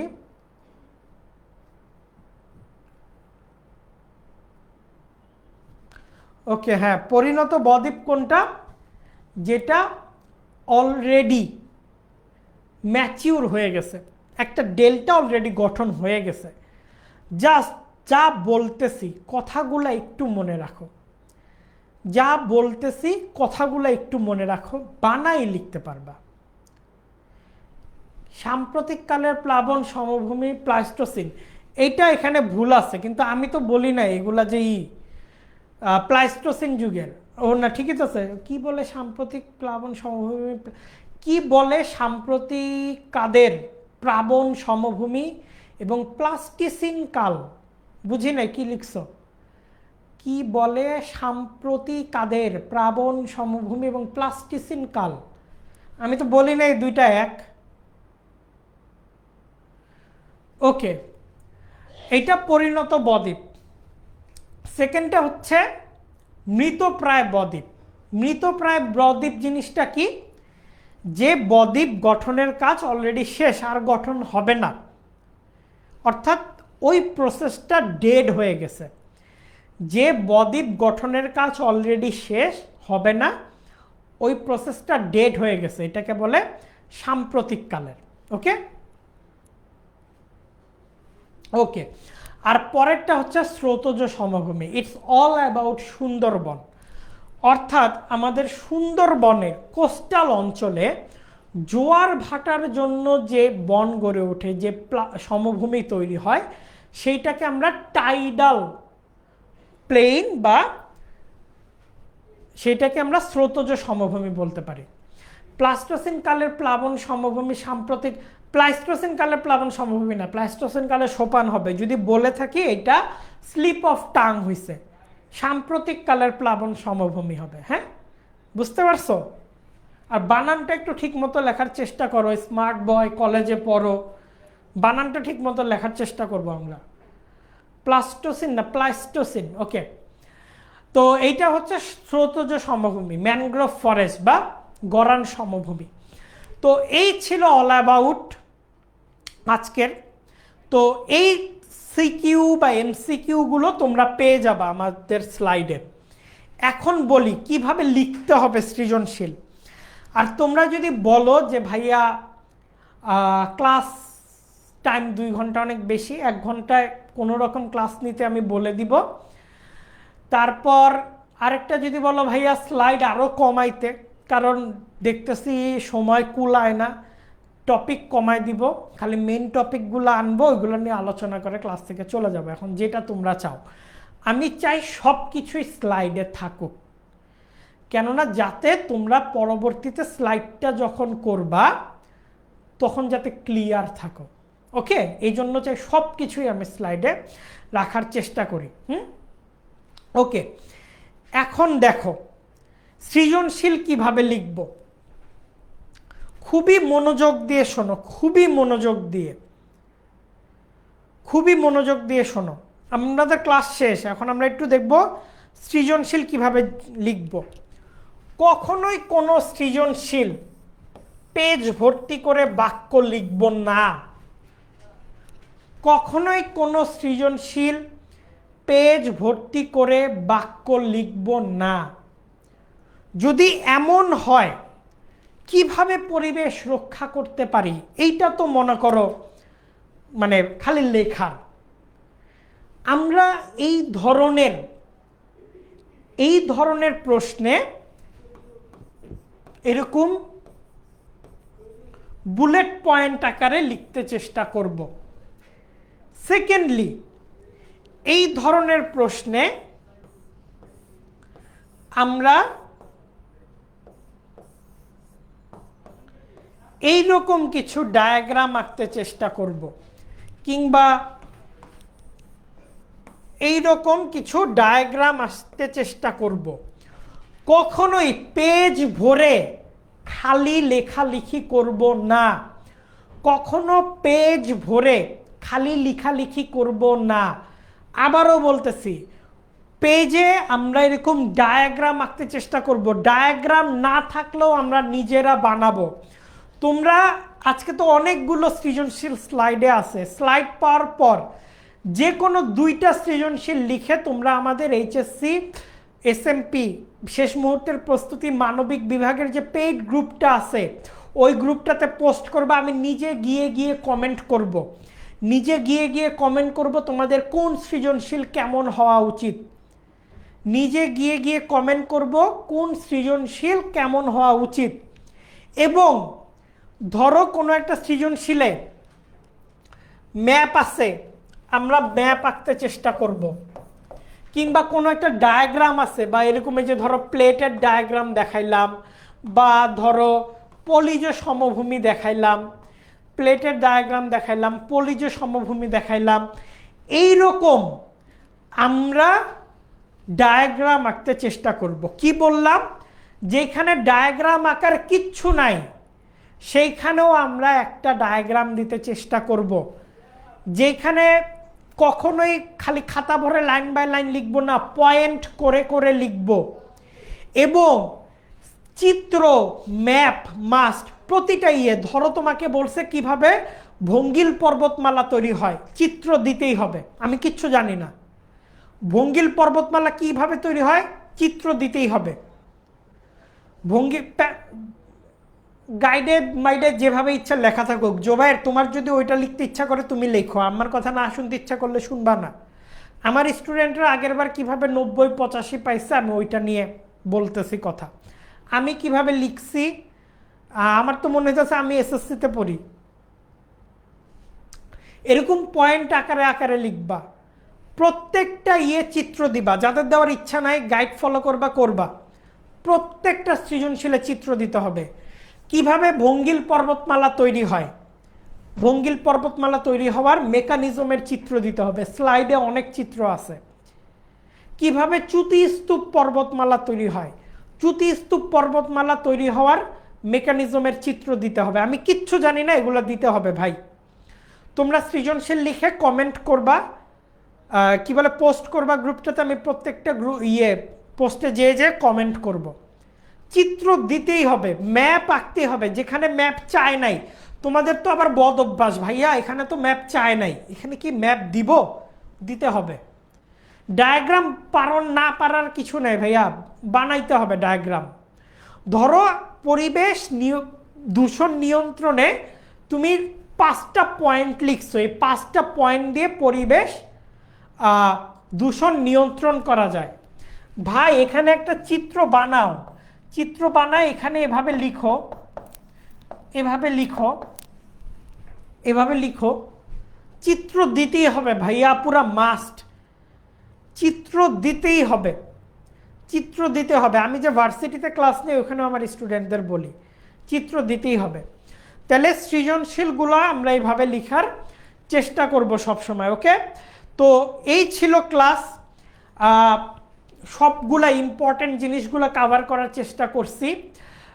টাইম কাভার করা যাবে, ইতোমধ্যে আমাদের যে স্টুডেন্টরা A+ পাইছে ওরা টাইম কাভার করবে, ওরা টাইম কাভার করবে। আমি জানি না, আমাকে যতক্ষণ ক্লাস নিতে বলছে ভাই আমি ততক্ষণ ক্লাস নিচ্ছি, এটা আমাকে বলে লাভ নেই। তোমরা হেল্পলাইনে ফোন দিও। আরেকটা জিনিস হচ্ছে যেভাবে, আচ্ছা এর পরের দিন থেকে স্টার দিয়ে দিব, হ্যাঁ এর পরের দিন থেকে স্টার দিয়ে দিব। আর কোনগুলো স্কিপ করছে সাব্বির সবগুলো এখানে আছে। আমি 2টা অধ্যায় যদি ভাইয়া পড়াইতে যাই, বুঝতে পারতেছো? আচ্ছা আমি বলবো, আমি জানাবো, আমি অথরিটিকে জানাবো, 3 ঘন্টা ক্লাস হইলে আমারই লাভ, বুঝতে পারতেছো তো কেন? তো আজকে তাহলে এ পর্যন্তই, এবং কোনো প্রবলেম থাকলে আমাকে কাইন্ডলি ইনবক্স করতে পারো, গ্রুপে মেনশন দিতে পারো। আর কাইন্ডলি সৃজনশীলগুলো লিখে তোমরা গ্রুপে দিবা, সৃজনশীলগুলো লিখে গ্রুপে দিবা, আমি সেগুলো করব। এবং সৃজনশীল কিভাবে লিখতে বললাম এটা মাথায় রাখবা। আর ইম্পর্টেন্ট যে জিনিসগুলো আছে সবগুলো জিনিস আজকে আলোচনা করছি, সবগুলো জিনিস দাগায় দেওয়া হয়েছে। আর যদি মনে হয় যেগুলো আলোচনা করি না এগুলো স্কিপ করা হয়েছে, এরপর থেকে জাস্ট ইম্পর্টেন্ট জিনিসগুলো স্লাইডে দিব, বাদ বাকি আর কিছুই স্লাইডে লাগবো না, তাহলে তোমাদের মনে হবে সব কিছু নিয়েই আলোচনা করা হয়েছে। ওকে, তো আজকের মতো এখানে বিদায়। জানাইও তোমাদের ক্লাস কেমন লাগছে। পরেরগুলো থেকে আরও ভালো মতো ক্লাস সাজাবো আমরা, এবং পড়াশোনা করে আসতে হবে। হঠাৎ করে এইসব বসলাম আর সব বুঝলাম এভাবে হবে না। পড়াশোনার যে টপিকের ক্লাস যেদিন হবে ওদিন পড়ালেখা করে এসে ক্লাসে বসবা। ওকে, আজকের মতো এখানে বিদায়। আল্লাহ হাফেজ, আসসালামু আলাইকুম।